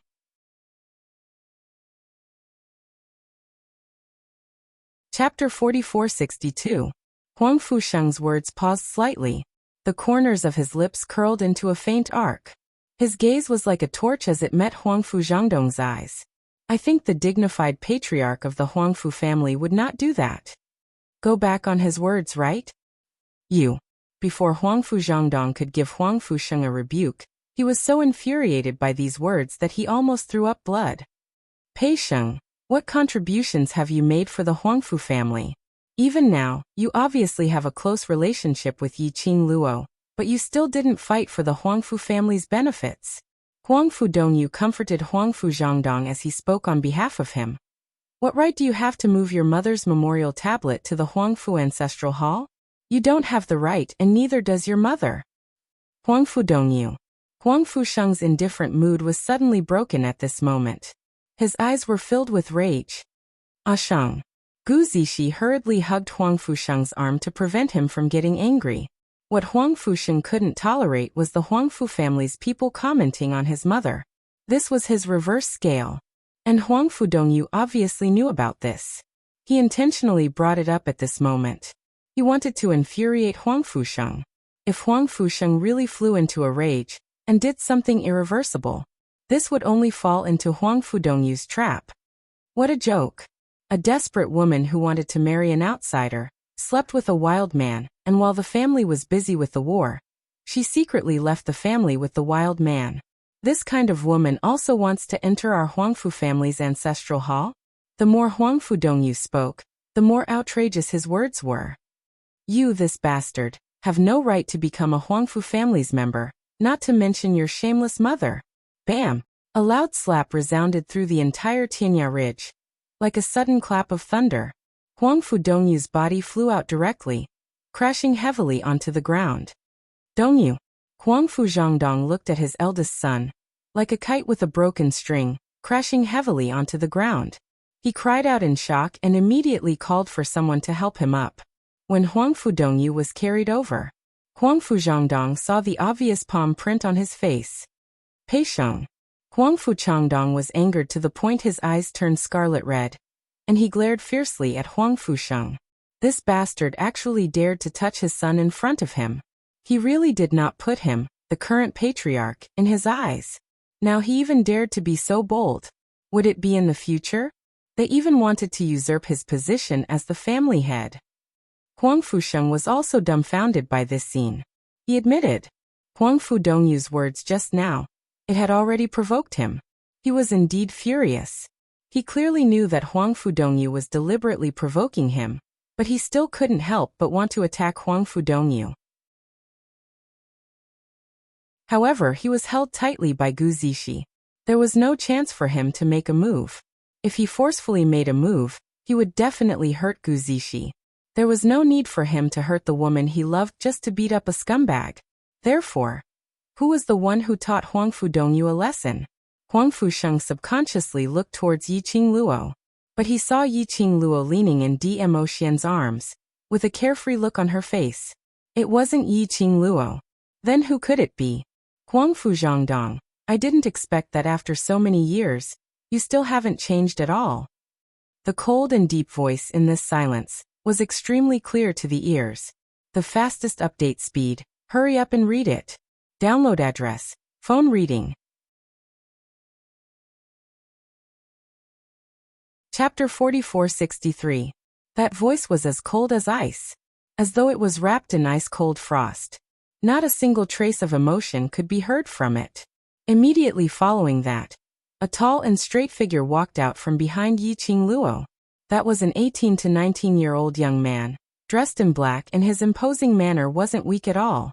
But that young man's face was unprepossessing, especially that pair of eyes which resembled a wild beast. When it swept past Huangfu Zhangdong, it was like a prey which had been targeted by a wild beast. There is a kind of creepy feeling. That young man could be said. In Yi Qingluo's group, each of them were as beautiful as flowers, outstanding and outstanding. He was a different kind of existence. Especially since right from the start till the end, there was an innocent and harmless, mischievous and beautiful lady who stuck beside him. The surrounding large forces had some impression of this young man. But even if the young man's looks were unprepossessing, but when he stood in that group, he didn't feel out of place. Previously they hadn't noticed it. Now when they walked out alone, the imposing manner which the young man was emitting was comparable to many of the large forces present. What are you? How dare you call Patriarch Huangfu by his name? Huangfu family's guard berated him sternly. Huangfu Zhangdong's brows creased tightly as he stared deadly at the young man. That face was extremely unfamiliar. But that pair of eyes. He was very familiar. Earlier the voice and tone was so familiar that it made him. Huangfu Zhangdong's expression suddenly turned cold. Huangfu Jin. He was practically gritting his teeth as he spat out these three words. Huangfu Jin? Huangfu Dongyu, who was on the verge of fainting, after hearing this name. His entire being awoke. He pressed the wrist of the person who was supporting him tightly as he endured the pain in his body and looked over there. His gaze fell upon that unprepossessing, ordinary-looking young man. His pupils abruptly widened. Fifth brother. The young man, who was Qiao Jin's attitude towards the both of them, revealed a cold smile. Why? So shocked to see me? Did you think that in this lifetime, I would never be able to return? His tone was filled with ridicule. No. How could you? Huangfu Dongyu opened his mouth and pulled the swollen muscles on his face, causing him to salivate from the pain. It's you who hit me. Qiao Jin cast a disdainful glance at him. Huangfu Zhangdong won't teach you how to behave, so I'll teach you what it means to respect your elders. He snorted coldly and continued, Huangfu Sheng is my cousin, and his mother is Huangfu Zhangdong's younger sister, which is also your aunt. Who taught you as a junior to insult your elders like this? Then who taught you? As a son, how dare you call your father by his name?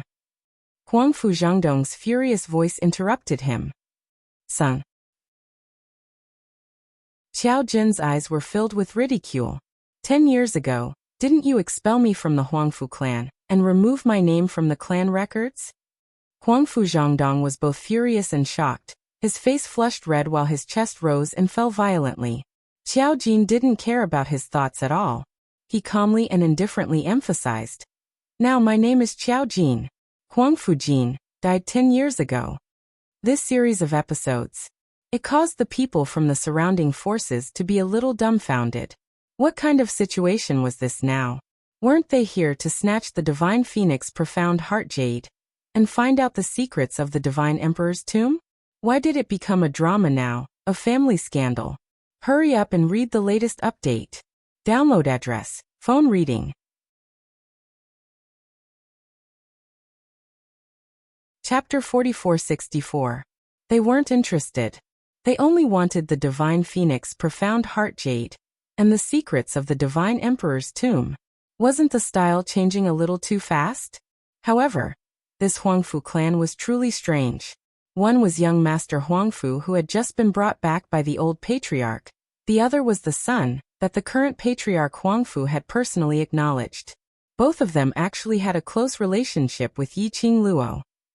This level of secrecy had almost reached the level of the degree of intimate friendship.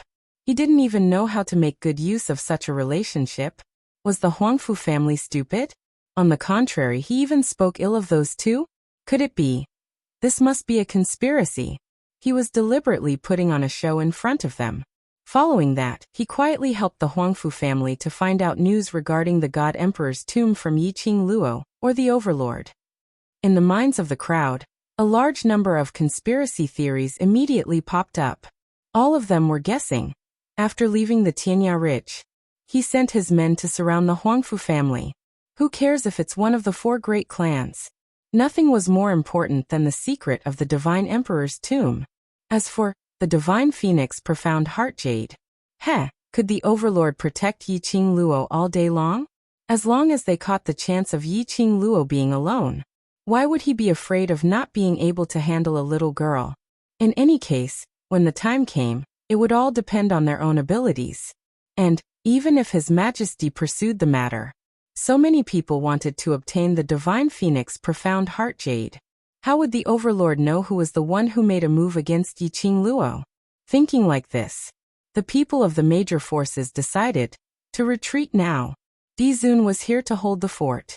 It would be a waste of time for them to stay here. Look at Dizun's attitude of exterminating an entire clan at the slightest disagreement. They must be stupid to think of using their numbers to fight against the Dizun. As a result, when Huangfu Zhangdong and Xiao Jin were confronting each other, the people of the major forces dispersed in an uproar. Yiqing Luo, DMO Xian, the group. Didn't they want to snatch the Divine Phoenix Profound Heart Jade? Didn't they want to gang up on her and snatch the secrets of the Divine Emperor's tomb? Why did he give up so quickly? They had sacrificed so many elites to climb to the inner region of the Tianya Ridge. Was he willing to give up so easily? She had painstakingly recovered her strength, but she hadn't had the time to do anything yet. Couldn't they fight and then retreat? All she wanted was a fight. I just want to be defeated. No matter how Yiqing Luo howled in her heart. The originally crowded Tianya Ridge was filled with people as far as the eye could see. In just a moment, it became empty again. More and more people were leaving. On Huangfu Zhangdong's side, his heart was beating faster and faster. When they were the only ones left in the Tianya Ridge, they were the only ones left. Huangfu Zhangdong felt a chill run down his spine. Could it be that unfilial son, Huangfu Jin, was planning to take this opportunity to get the Overlord to get rid of the Huangfu family? Huangfu Zhangdong wanted to lead his men away. However, when he met Xiao Jin's mocking gaze, Huangfu Sheng was calm and indifferent, as though he was looking down at him from above. Huangfu Dongyu's low groans of pain could also be heard. He simply couldn't lift his feet to leave. If he left with the crowd, if word of this got out, their Huangfu clan would lose all face. Furthermore, letting Huangfu Jin and Pei Xing off so easily, it would only make the both of them join forces and become even more arrogant. Huangfu Jin was back. Huangfu family was going to be in turmoil. He absolutely would not allow the position which belonged to him to be snatched away by others. Even if that person was his son, it was still the same. The fastest update speed. Hurry up and read it. Download address. Cell phone reading. Chapter 4465. In particular, what happened back then must not be discovered. Huangfu Zhangdong's eyes shot out a treacherous cold light. But Xiao Jin completely ignored his thoughts. He grabbed Huangfu Sheng's arm and said, "Let's go." Huangfu Sheng was confused. He looked at Xiao Jin in astonishment. He hadn't had the time to digest the conversation between him and Huangfu Zhangdong. Xiao Jin was Huangfu Zhangdong's son? Xiao Jin was Huangfu Jin? The two of them are cousins? What kind of godly development was this? Huangfu Sheng was still in a dazed state as he obediently allowed Xiao Jin to pull him back to where Yiqing Luo and the others were. Yiqing Luo looked at his dazed look in ridicule as she couldn't help but laughed. "Haven't regained your senses yet? You knew about it long ago?" Huangfu Sheng looked at Yiqing Luo in a daze. Yiqing Luo shot a glance at Xiao Jin. "I indeed knew his identity very early on." Yiqing Luo's words had just landed. Long Yunzhan's indifferent voice rang out. "I didn't expect that." Jin Zi was actually someone from the heaven realm. After such a long time, he actually didn't tell us. They had been together for so many years. They had experienced so many life and death situations together. Only today did he know Qiao Jin's true identity.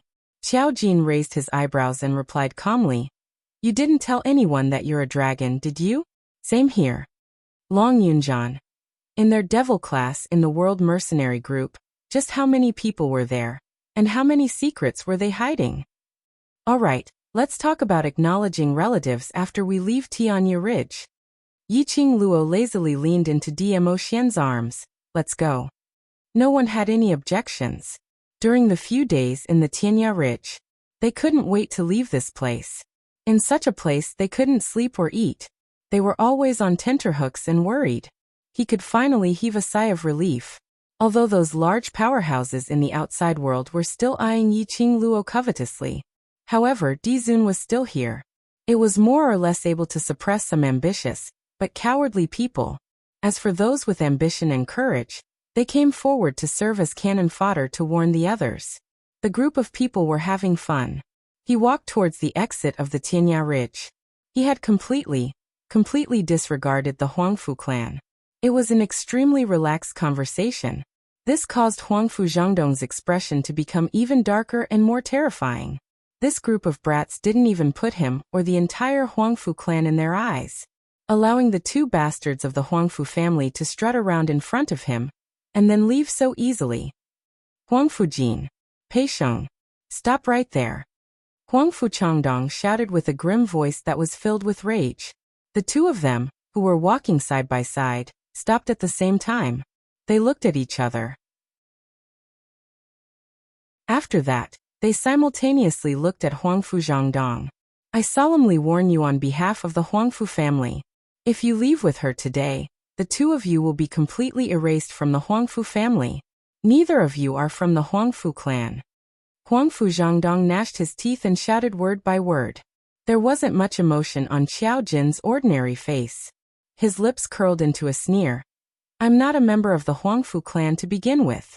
If Patriarch Huangfu is old, then you should abdicate your position as soon as possible. Don't monopolize this position." "You bastard!" Huangfu Zhangdong pointed at Qiao Jin as he berated. Good. Very good. Since you don't treat yourself as a member of the Huangfu clan then. Even if you're in the heaven realm, don't appear in front of Old Master. ***5. Update. End of this chapter. The fastest update speed. Hurry up and read it. TXT download address. Phone reading.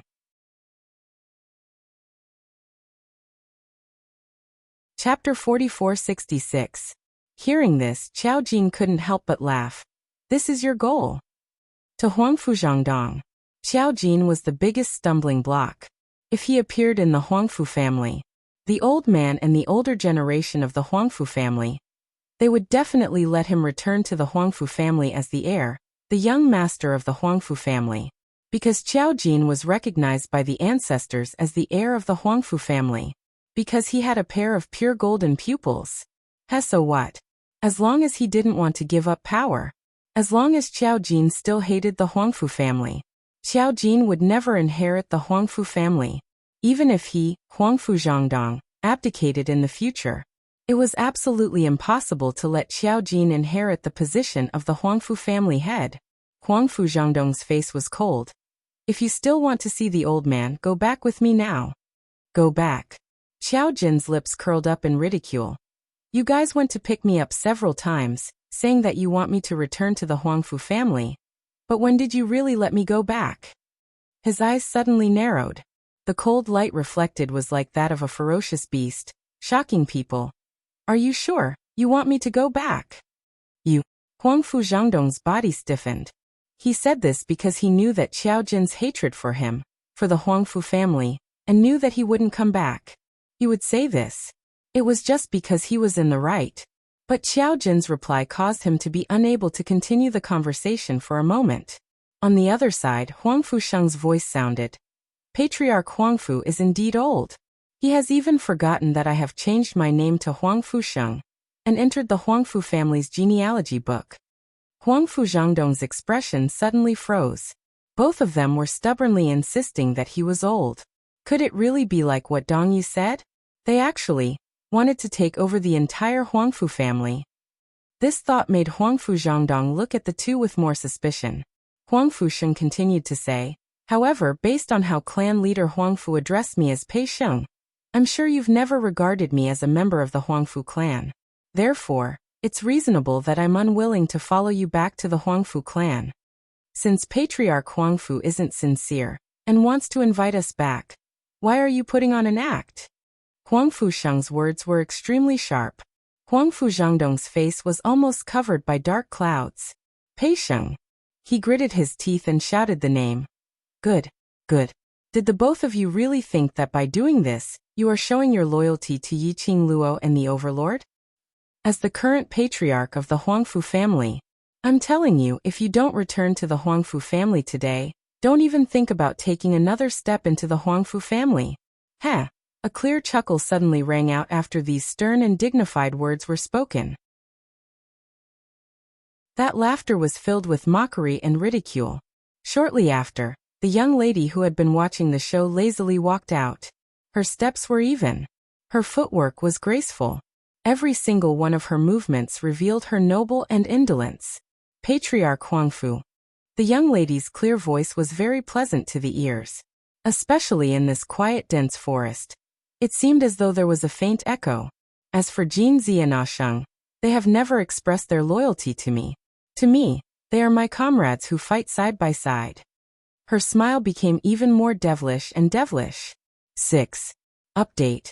End of this chapter. The fastest update speed. Hurry up and read it. Download address. Phone reading.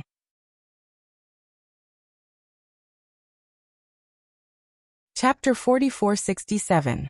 As for whether to return to the Huangfu family, it's not up to you to decide. Yiqing Luo's voice paused slightly as her smile became even more alluring. Her long and narrow eyes lifted upwards like a blooming datura flower. She said it word by word confidently. If they want to go to the Huangfu family, I will bring them there. If they want to meet old Master Huangfu, I will bring them there. Her words paused slightly again. Immediately after, her eyes congealed. His smile also became more and more intense, and there was a bit of an oppressive aura. Even if they want Huangfu family, you must also give up. With the last 4 words, Yiqing Luo spat it out one word at a time. Arrogant and confident to the extreme. Her words were arrogant, as though she just wanted to get something unimportant. Huangfu Zhangdong's face was as black as charcoal. His eyes were filled with treacherous coldness. What a big tone. His gaze was sharp. Yiqing Luo, do you really think that you can rely on the protection of the Overlord to be so arrogant? Do you think Huangfu family's foundation is something that you can destroy? Huangfu family was after all one of the 4 great families. Wasn't Yiqing Luo thinking of things too simply? Heh, in the end, she's just a child. Huangfu Zhangdong's eyes were cold as his gaze swept past Dmo Xian. Following that, he suppressed the surging hatred in his chest. Yiqing Luo, you won't be complacent for long. You'd better follow the Overlord closely, otherwise. He gave a cold laugh as he didn't need to say anything. Let's go. Huangfu Zhangdong flicked his sleeves as he headed in the opposite direction of Yiqing Luo and the rest. Behind him, a young lady's cold laughter was heard. That laughter was like the ringing of a bell, extremely melodious. But when it fell into Huangfu Zhangdong's ears, it was like a fiery slap on his face. Because Yiqing Luo's laughter was obviously ridiculing them for escaping. Patriarch Huangfu, I'll quietly wait for your good news in the Gu residence. If Patriarch Huangfu is unable to suppress my complacency even after a long time, it's very possible that I'll become complacent and personally bring Jinzi and a Sheng to the Huangfu clan to cause trouble. The young girl's laughing voice entered Huangfu Zhangdong's ears along with the breeze. Huangfu Zhangdong's footsteps came to a halt. He tightly clenched his fists and angrily strode forward. *TCH who relied on His Majesty to be arrogant and despotic. One day, he would crush her like an ant, ruthlessly crushing her to death. Yiqing Luo's group walked out of Heaven Cliff Ridge smoothly. Outside the Tianya Ridge stood a large number of people from various forces. However, the people from these forces were clearly much weaker than the group of people he had met in the Horizon Ridge. When he saw the group of people coming out, all of them retreated nervously. It was as if he had seen some dreadful beast. It was likely that the people who had left the Tianya Ridge had told everyone about what had happened inside. Because of that, when the crowd saw Yi Qingluo, and Bai Mei who was being carried out, their eyes were filled with unconcealable greed, and also filled with cautious fear. Yi Qingluo and the rest couldn't be bothered to waste time with these people. Under the various gazes from the crowd, they left the Horizon Ridge and headed straight towards the Gu residence. Eldest young miss. The minute Gu Yun saw Yi Qingluo's figure, she welcomed her with joy. When she dashed in front of Yi Qingluo, her gaze fell onto Yi Qingluo's side, as well as the group of people behind.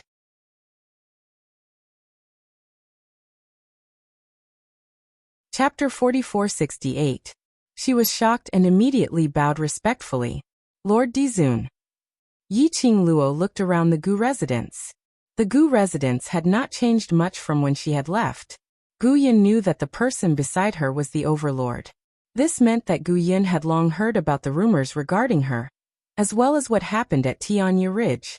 She pulled Gu Yun over and asked directly, "Where's the barbaric Blood King?" When these 4 words came out of her mouth, Gu Yun's expression changed as she shook her head at her. After that she whispered, "Bone Lord is not in the residence now."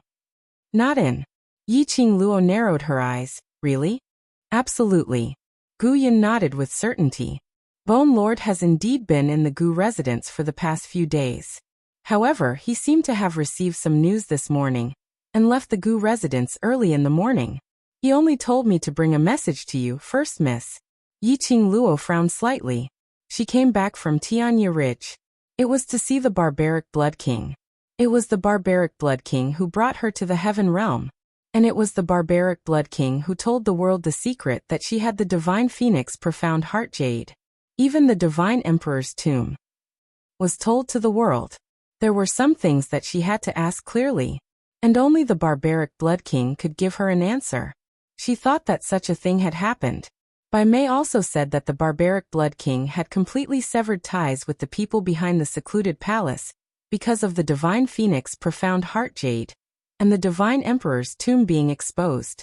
By right, the barbaric Blood King should have returned to the Gu residence. But he left the Gu residence early in the morning? Was it because he felt guilty to her, so he didn't dare to see her? But how could he be so sure that she could come out of Tianya Ridge today? And how could he be so sure that she could return safely in the midst of so many people? The Divine Phoenix Profound Heart Jade, and the Divine Emperor's tomb? Yi Qingluo pursed her pink lips slightly and asked, "What did he say?" Bone Lord said that he knew First Miss wouldn't forgive his mistake. The consequences of this matter were too complicated and serious. He hoped that First Miss could stay by His Majesty's side at all times. Even if she went to the toilet or took a bath, try not to be alone. Bone Monarch also said that this matter was caused by him, and that he would take responsibility until the end. He did not ask for Eldest Miss's forgiveness, and only hoped that Eldest Miss would not resent him because of this. At this point, Gu Yun paused again. She carefully sized up Yi Qingluo's expression, trying to guess her current thoughts. Actually, Bone Lord never had any ill intentions towards Eldest Mississippi. Recalling when Bone Lord mentioned Yi Qingluo, that nostalgic and desolate expression, Gu Yun could not help but want to speak up for her master. This servant has never seen such a self-blaming and dejected Bone Lord. After the incident, his heart is actually more tormented than anyone else. Seeing that Yi Qingluo didn't reply for a long time, Gu Yun couldn't help but continued. During this period of time, various powerhouses were discussing on how to find you and get what they wanted from you. After Bone Lord heard about it, he even killed several powerhouses people in public. But no matter how much Gu Yun said, Yi Qingluo's expression didn't have much change. Gu Yun was a little frustrated as she helplessly sighed. This servant knows that I shouldn't say these words, but I just don't wish for there to be a huge misunderstanding between Eldest Miss and Bone Lord. I know. Yi Qingluo raised her hand and patted her shoulder. Whether to forgive him or not, we can only talk after we settle the matter face to face.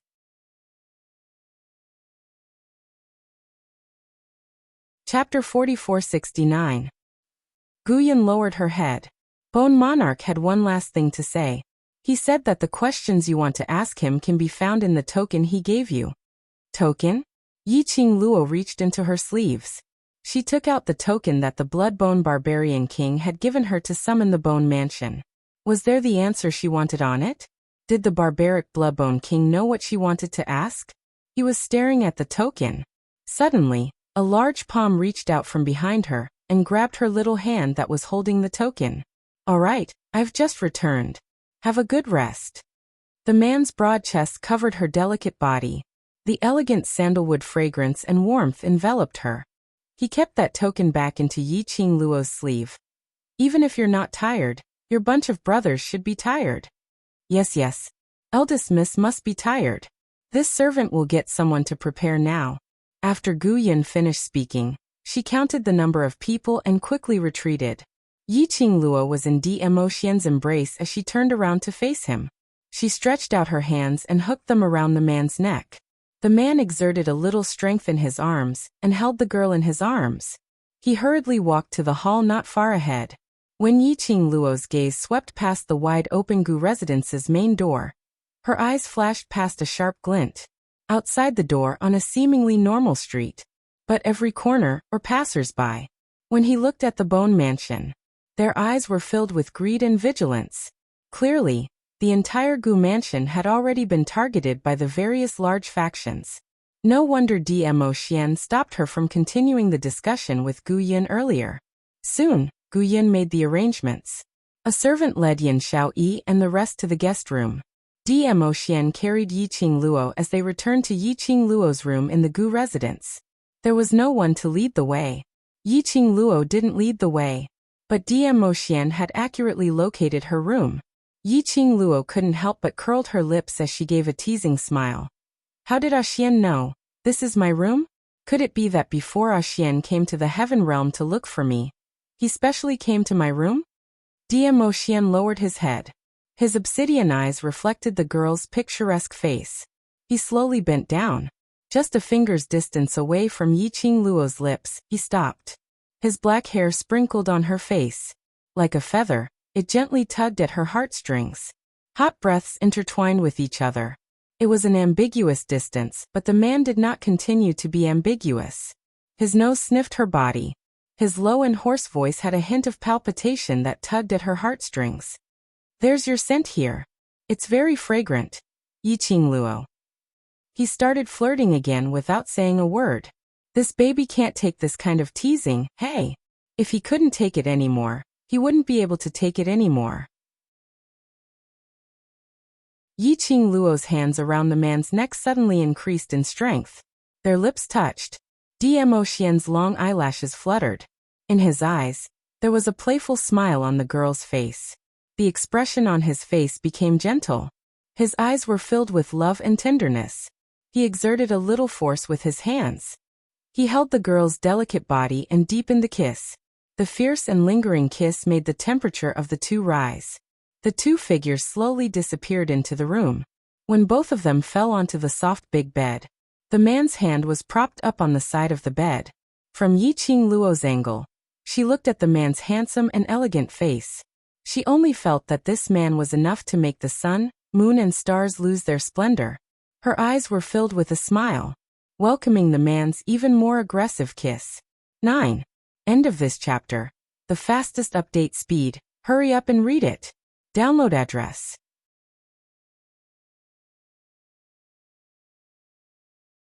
Chapter 4470. But, just as the two of them were about to continue, Yi Qingluo's hand suddenly pressed against Dmo Xian's chest. Ah, Xian, wait.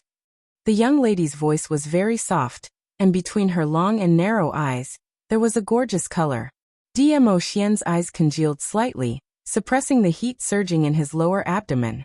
It seems something is a bit strange. Yi Qingluo said lightly. The two of them stopped moving. Coincidentally, they turned their heads and looked to the side. only to see the quilt at the foot of the bed, slightly protruding, revealing a pair of red eyes. Seeing the two of them looking over at the same time, that eye in a swoosh hid in the quilt. Yiqing Luo. The man turned over and got up. She sat up and directly lifted the quilt. A fluffy red bird curled up at the foot of the bed. After the quilt was lifted, the bird spread its wings, intending to fly away. Yiqing Luo stretched out and grabbed its wings. Qian. Where was the tone of the previous gentle and lovely tone? That gloomy tone was obviously angry after a good thing was disturbed. Qian fluttered its little claws which had been cured, howling incessantly. Why are you angry at this sacred beast? This sacred beast did not stay here on purpose. It's you who barged in without any explanation. This sacred beast had not had time to speak, and you. Qian felt extremely aggrieved. Repeat 500 words. Change in 10 minutes, moi. But just as the two of them were about to continue, Yiqing Luo's hand suddenly pressed against Diemo Xian's chest. Ah, Xian, wait. The young lady's voice was very soft, and between her long and narrow eyes, there was a gorgeous color. Diemo Xian's eyes slightly congealed, suppressing the surging heat in his lower abdomen. It seems there is something a bit strange. Yiqing Luo said lightly. The two of them stopped moving. Coincidentally, they turned their heads and looked to the side, only to see the quilt at the foot of the bed, slightly protruding, revealing a pair of red eyes. Seeing the two of them looking over at the same time, that eye in a swoosh hid in the quilt. Yiqing Luo. The man turned over and got up. She sat up and lifted the quilt. A fluffy red bird curled up at the foot of the bed. After the bedding was lifted, the bird flapped its wings, intending to fly away. Yiqing Luo stretched out her hand and grabbed its wings. Qian. Her tone was no longer as gentle and charming as before. That gloomy expression was obviously the result of anger from embarrassment after his good deed was interrupted. Qian fluttered its little claws that had been healed and cried out. Why are you being so fierce to this holy beast? I didn't stay here on purpose. You were the ones who barged in without any explanation. Before this sacred beast could say anything, Qian felt extremely wronged. However, just as the two of them were about to continue, Yiqing Luo's hand suddenly pressed against Diemo Xian's chest. Ah, Xian, wait. The young girl's voice was very gentle, and her long and narrow eyes were filled with a gorgeous color. Diemo Xian's pupils congealed as he suppressed the surging heat in his lower abdomen. There seems to be something strange.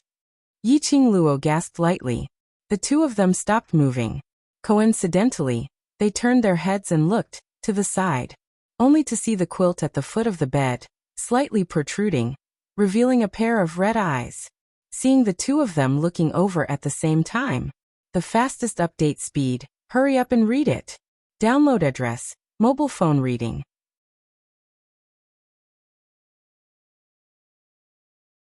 Chapter 4471. Yiqing Luo got up from the bed. He pulled the neatly folded new clothes to the side and put them on. He tidied up the place. She walked out of the room.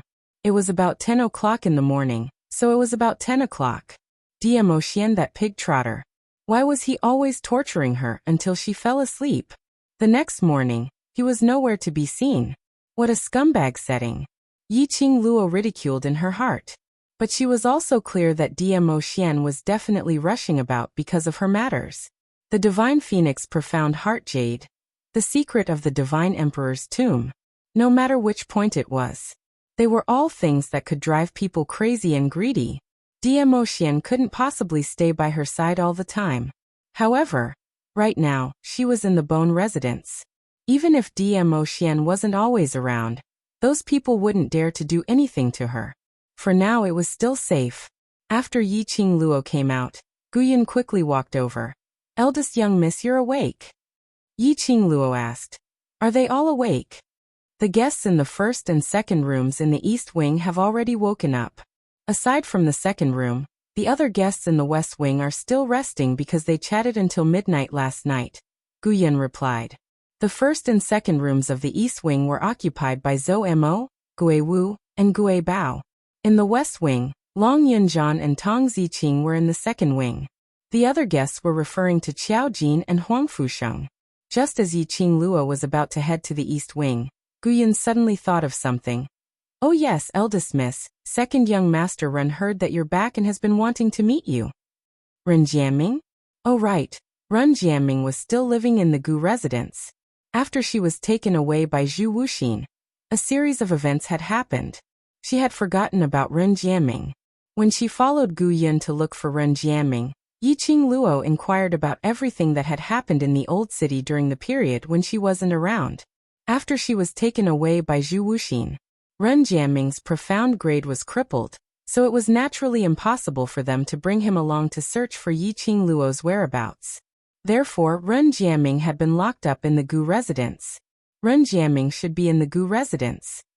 At first, it didn't cooperate. He was worried about Yiqing Luo and wanted to escape to find out news about her.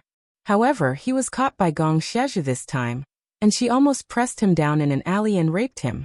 Fortunately, Gu Yin discovered it in time and rushed over with the Gu residence's secret guards, saving Ren Jianming's innocence.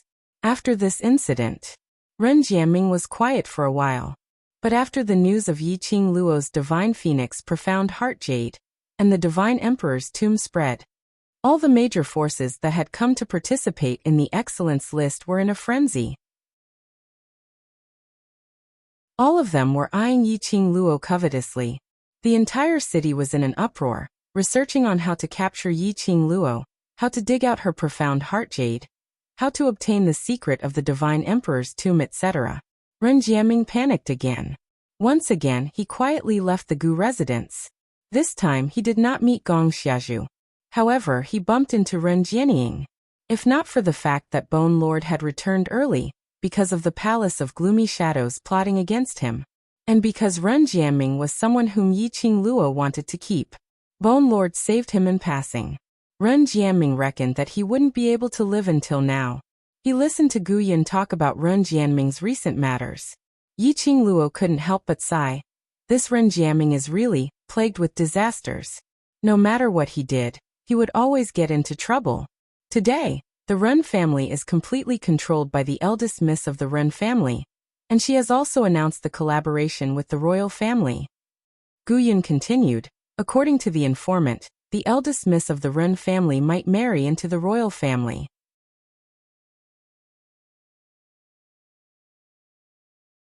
Chapter 4472. Marriage?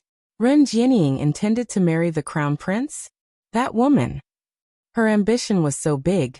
Would she be willing to marry a man? One must know that once she chose the royal family to marry, no matter how powerful she was, the Ren family would become the royal family's accessory.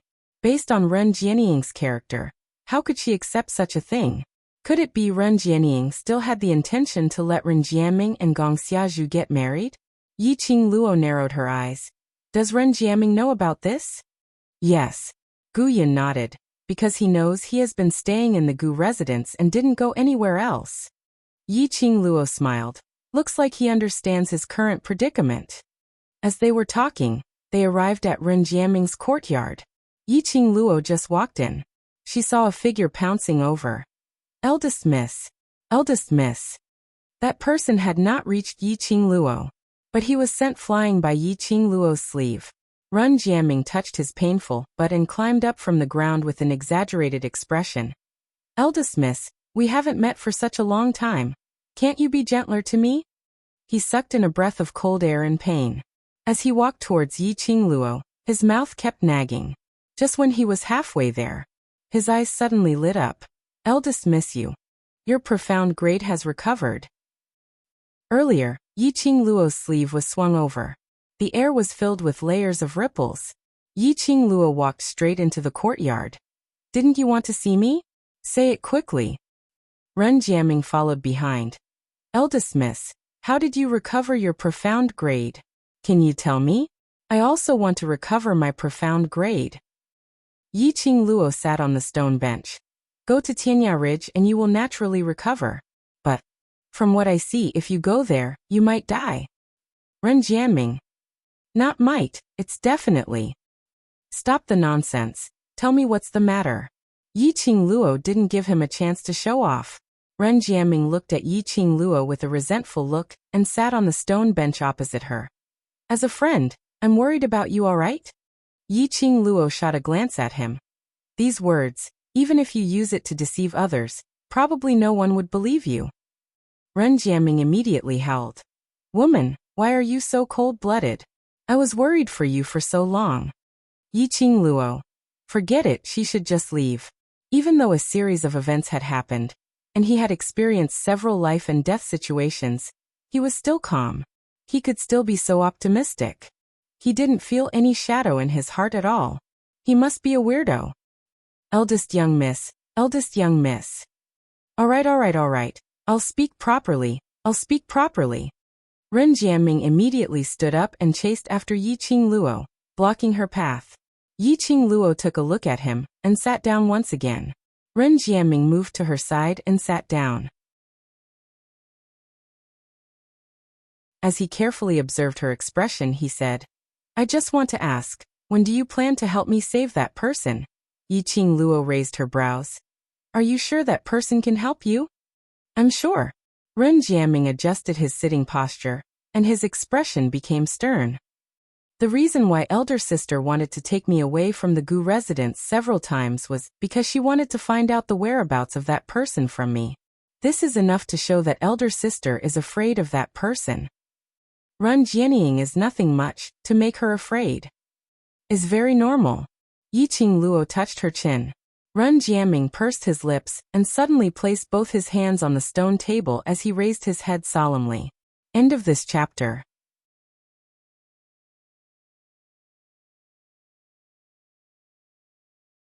Chapter 4473. What if I say that, when I left the Gu residence 2 days ago and was captured by Big Sister, I saw people from the Palace of Darkness beside Big Sister. Gloomy Palace, Yi Qingluo's eyelids twitched. Are you sure? I'm sure. Ren Jiaming nodded with certainty. Moreover, as I said before, the person who is related to Big Sister is from the Palace of Darkness. Yi Qingluo had guessed right from the start. Ren Jianying should be working with the Palace of Darkness. She raised her eyebrows. How did you know about my relationship with the Palace of Darkness? I don't know about the grudges between you and the Palace of Darkness, but I know that your purpose in coming to the Heaven Realm is related to the Palace of Darkness. Ren Jiaming explained. Ever since the Palace of Tenebrous Shadows spread the news that you have the Divine Phoenix Profound Heart Jade in your body and the Divine Emperor's tomb, I roughly knew that there was a story between you and the Palace of Tenebrous Shadows. Yi Qingluo squinted her eyes thoughtfully. Ren Jiaming continued. Big Sis is very anxious to find the person I want you to save. It seems that it is also the intention of the Dark Palace. If you save that person, not only will you help me, but you will also deal with the Dark Palace. This reason can convince me. Yi Qingluo's lips curled upwards. I can promise you that as long as you save that person, he will definitely help you deal with the Palace of Darkness. I don't want the Ren family to be destroyed by Big Sis. Ren Jiaming was still trying to persuade him. However, at this point, he was first stunned as he stared blankly at Yi Qingluo.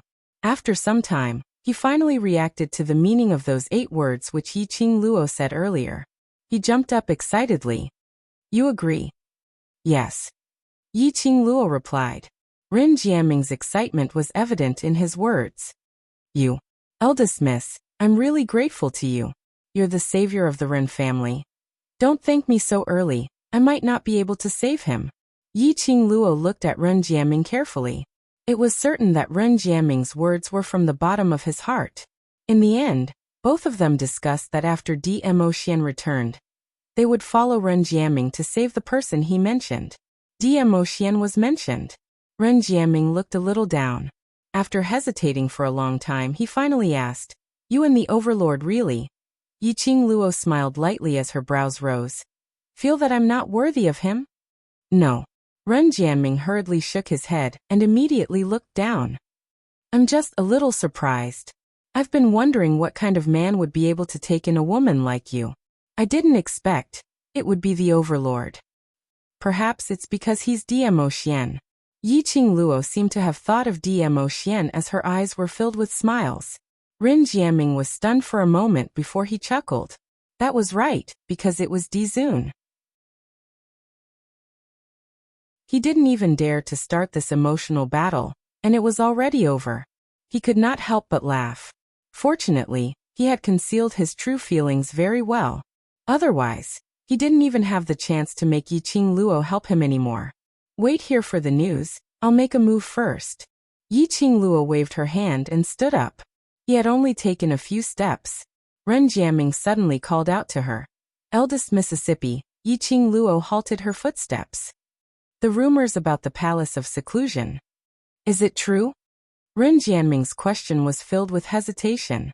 Yiqing Luo turned around as her long and narrow eyes curved into a smile which didn't look like a smile. Do you believe it? Ren Jianming didn't know how to reply for a moment. He remained silent for a moment before he opened his mouth. I always feel that. As long as it's you, no matter what is impossible, I feel that. There will be a miracle. End of this chapter.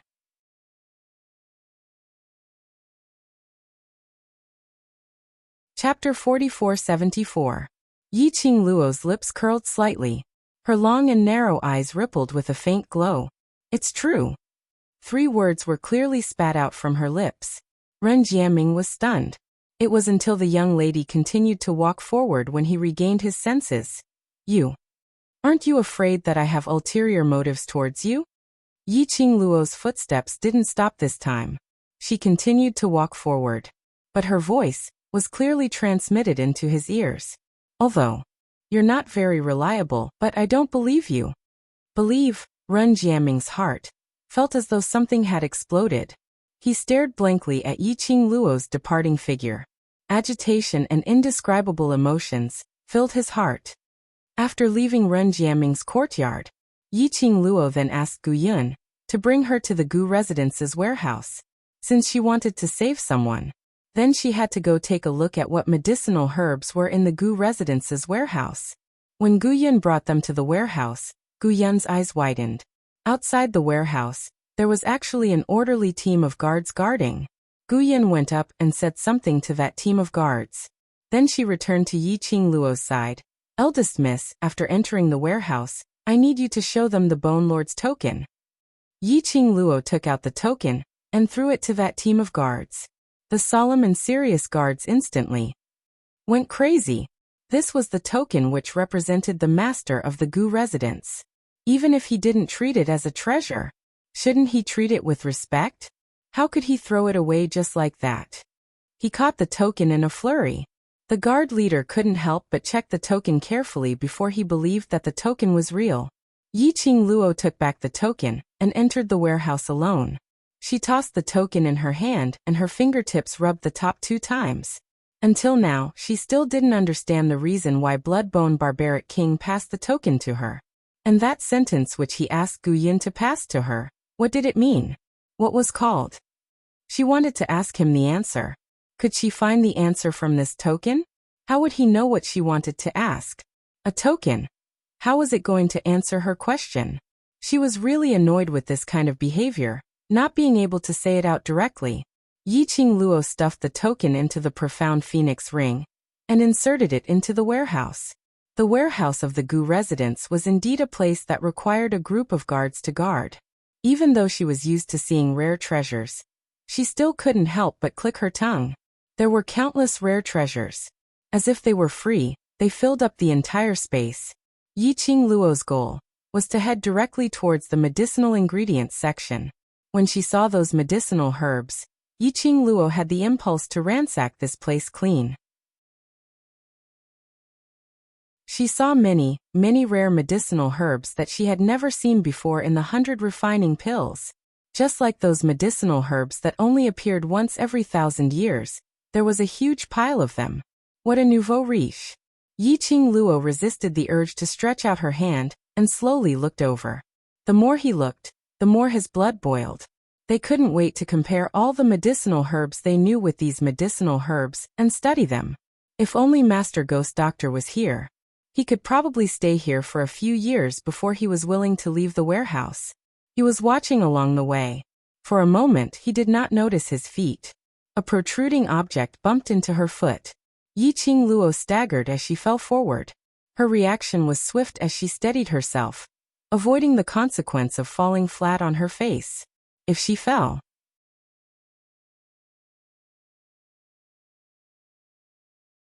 Chapter 4475. Yi-Ching Luo turned her head back to see what had tripped her. She lowered her head to take a look. It was a wooden box. It looked old and covered with dust. Yi-Ching Luo leaned over. Although there were many rare treasures in the Gu residence's warehouse, so much that it made one dazzled, but every single item was neatly placed.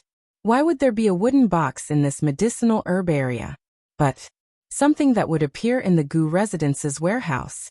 It was definitely a treasure. Yi-Ching Luo lifted her leg and gave it a kick. She didn't hear any sound from inside. Yi-Ching Luo didn't smell any strange smell from the box. She tentatively stretched out her hand and poked the wooden box. After confirming that there were no hidden weapons in the wooden box, she then moved the wooden box in front of her. She raised her palm and the profound wave rippled, blowing away the thick layer of dust on top of the wooden box. The rectangular wooden box had an extremely complicated and ceremonial totem on top, winding around the entire box. Yi-Ching Luo's fingertip rubbed on the totem. If she didn't see it wrongly, these totems seemed to be similar to the totems on the murals of the Divine Emperor that she had seen before, but they were different in approach. But if she looked closely, it wasn't similar at all. There was a kind of imitation feeling. Yi-Ching Luo picked up the wooden box and sized it up. There was no lock on the wooden box, but she couldn't open it no matter what. Strange and strange. Yi-Ching Luo turned the wooden box over and over, checking it thoroughly. She couldn't find a way to open the box. Yi-Ching Luo might as well throw the wooden box into the profound phoenix ring. Forget it, bring it out first and ask Xian when he returns. She had just kept the wooden box. Just as she was about to get up, out of the corner of his eye, he was suddenly blinded by a bright light from a certain spot.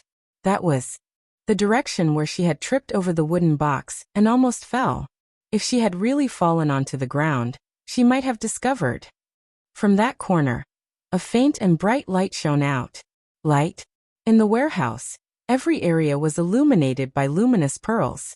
Coincidentally, the luminous pearls in the medicinal herb area were placed closer to the front. The position where Yi-Ching Luo was standing now, the light wasn't that bright. Because of that, the light in the corner was slightly more obvious. Yi-Ching Luo raised her brows slightly. Could it be that someone wanted to dig a tunnel and steal something from the warehouse? No, if there really was something, the group of guards outside the door would have noticed it immediately. Yi-Ching Luo thought for a moment and walked towards the direction of the light. Just as he approached, she furrowed her brows. The light came from a hole about the size of a fingertip in the corner of the wall.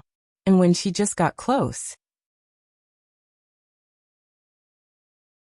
from the entrance of the cave, he felt it was an extremely weak response.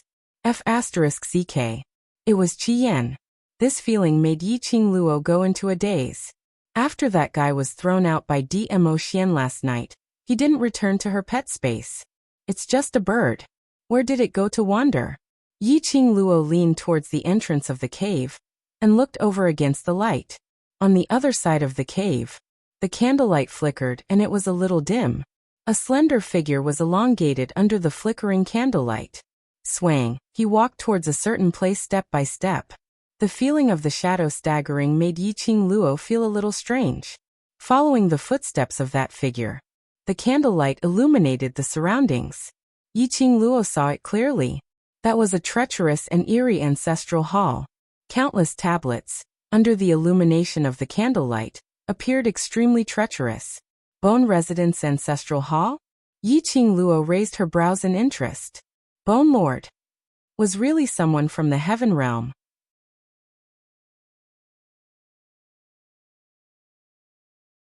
Chapter 4476. Otherwise, there wouldn't be so many tablets in the Gu Residence's Ancestral Hall. But that figure, who was he? Why did he appear in the Gu Residence's Ancestral Hall? And Qi Yan, that bastard. Why was he in the Gu Residence's Ancestral Hall? Yi-Ching Luo's gaze swept across the surroundings, but didn't see any trace of Qi Yan. She frowned and used her consciousness to call out to Qian. Both her divine sense was actually blocked by a barrier. She couldn't communicate with Qian at all. This kind of situation Qian must have done it on purpose to cut off the spiritual link between them. What on earth was he trying to do? Yiqing Luo searched around.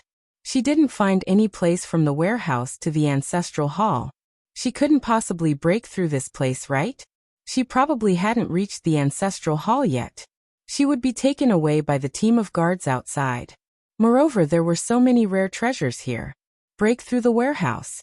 These precious medicinal herbs would be lost. Yiqing Luo decided to leave the warehouse and find Gu Yin to understand more before heading to the ancestral hall openly. Just as she was about to leave, coincidentally, the figure in the ancestral hall slowly turned around.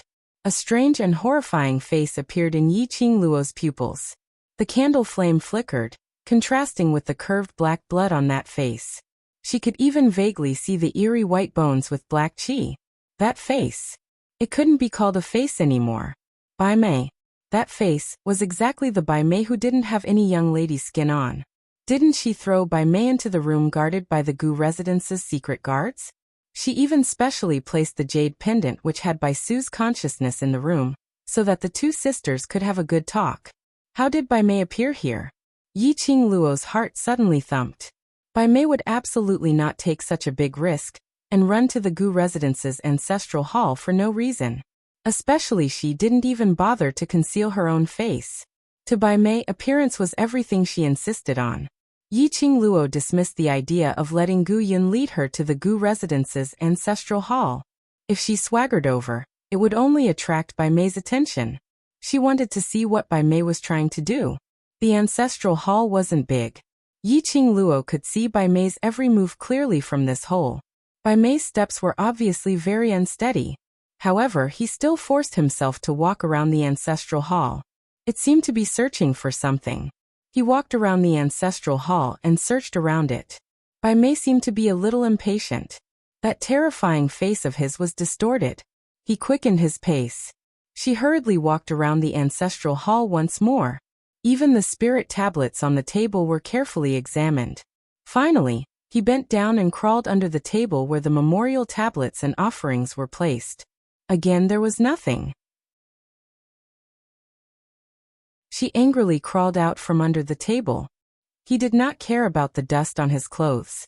With a twisted face, he bared his teeth and glared angrily as he searched the surroundings once more. His movements became much more violent. Yiqing Luo's brows rose as she was rather curious. What was Bai Mei looking for in the Gu residence's ancestral hall? Bai Mei could be considered a member of the Palace of Darkness now. Her current actions should be a mission issued by the Palace of Darkness. Only the Palace of Darkness could intervene to help.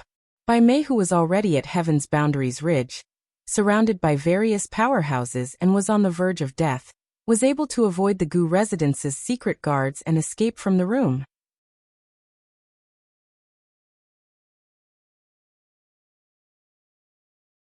Chapter 4477. Yu Palace wanted Bai Mei to search for something in the Gu residence's ancestral hall. Yiqing Luo stared at it for a while longer. After Bai Mei searched a few rounds, her emotions became more and more irritable. But she didn't give up as she continued searching in the ancestral hall.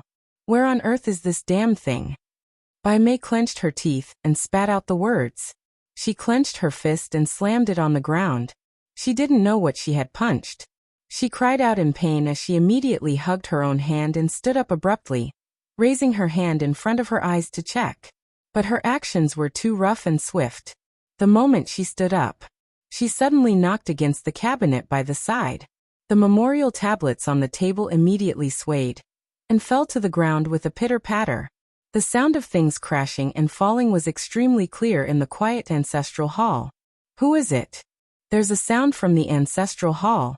Let's go over and take a look. Outside the warehouse, Yiqing Luo could faintly hear the anxious voice of the guards. Bai Mei, who was in the ancestral hall, naturally heard these words. Her eyes sunk. Under the flickering candlelight, that face became even more twisted and terrifying. She quickly stood up and wanted to escape from the ancestral hall. But the next moment, in that fallen memorial tablet, A faintly discernible glow flickered. Even though it was separated by a wall, Yiqing Luo could clearly feel a burst of profound wave coming from the memorial tablet. Bai Mei apparently sensed this as well. There was an obvious change in her gaze. She suddenly grinned as her eyes revealed a greedy desire. Finally found it. Bai Mei totally disregarded the fact that there were guards rushing over. She speedily dashed towards the direction of that faint glow. Could that be the thing that Bai Mei was looking for? She must not let her get her way. Yiqing Luo's feet moved as she immediately dashed out of the warehouse. The guards outside the door had yet to speak to Yiqing Luo. They saw Yiqing Luo's figure was like lightning as she dashed towards the other end of the warehouse. But, which was the instance when Yiqing Luo dashed out of the warehouse? In the dim ancestral hall, a fiery red little figure dashed out speedily. Just as Bai Mei was about to come into contact with that dim light, the raging flames that were mixed with boundless profound energy swept in front of Bai Mei. She blocked Bai Mei's way, and the remaining power of the raging flames was shocking. The memorial tablets on the table fell to the ground. "Get lost!" Bai Mei shouted in a hoarse voice. She glared at the palm-sized bird that was spreading its wings and bared her fangs. Qi Yan sneered.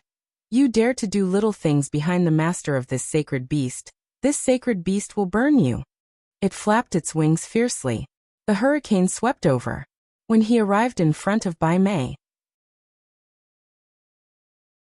the hurricane suddenly turned into two fire dragons.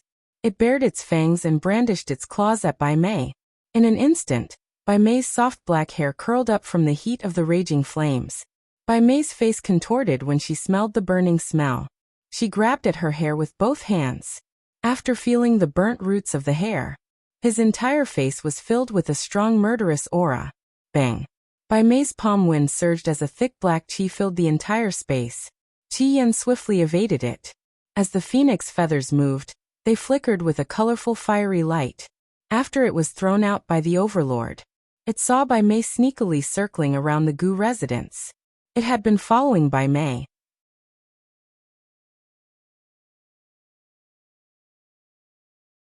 Chapter 4478. Indeed, this woman was trying to do something behind Yiqing Luo's back. Qi Yan flapped its wings and flew upwards. It wanted to settle this woman with its own power. Then it would bring this woman back, and let the overlord know how powerful it was. Humph, let's see when he casually throws it. How would its master beat him up?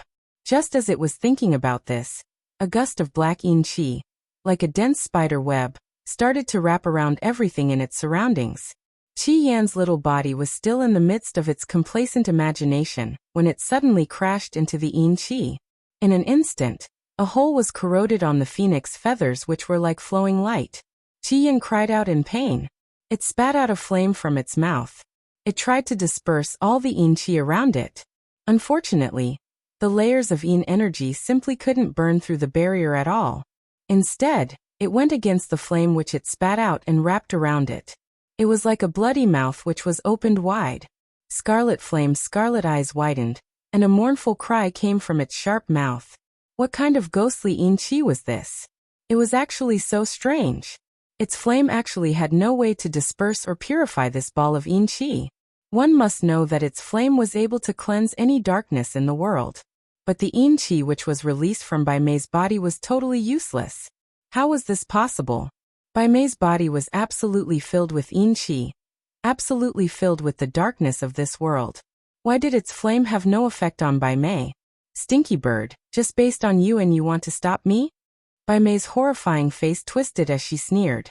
Her 5 fingers turned into a sharp blade which was wrapped by the yin qi, sharp and filled with a chilling murderous aura, directly grabbing towards Qi Yan. Qi Yan was entangled by the layers of yin qi and couldn't move at all.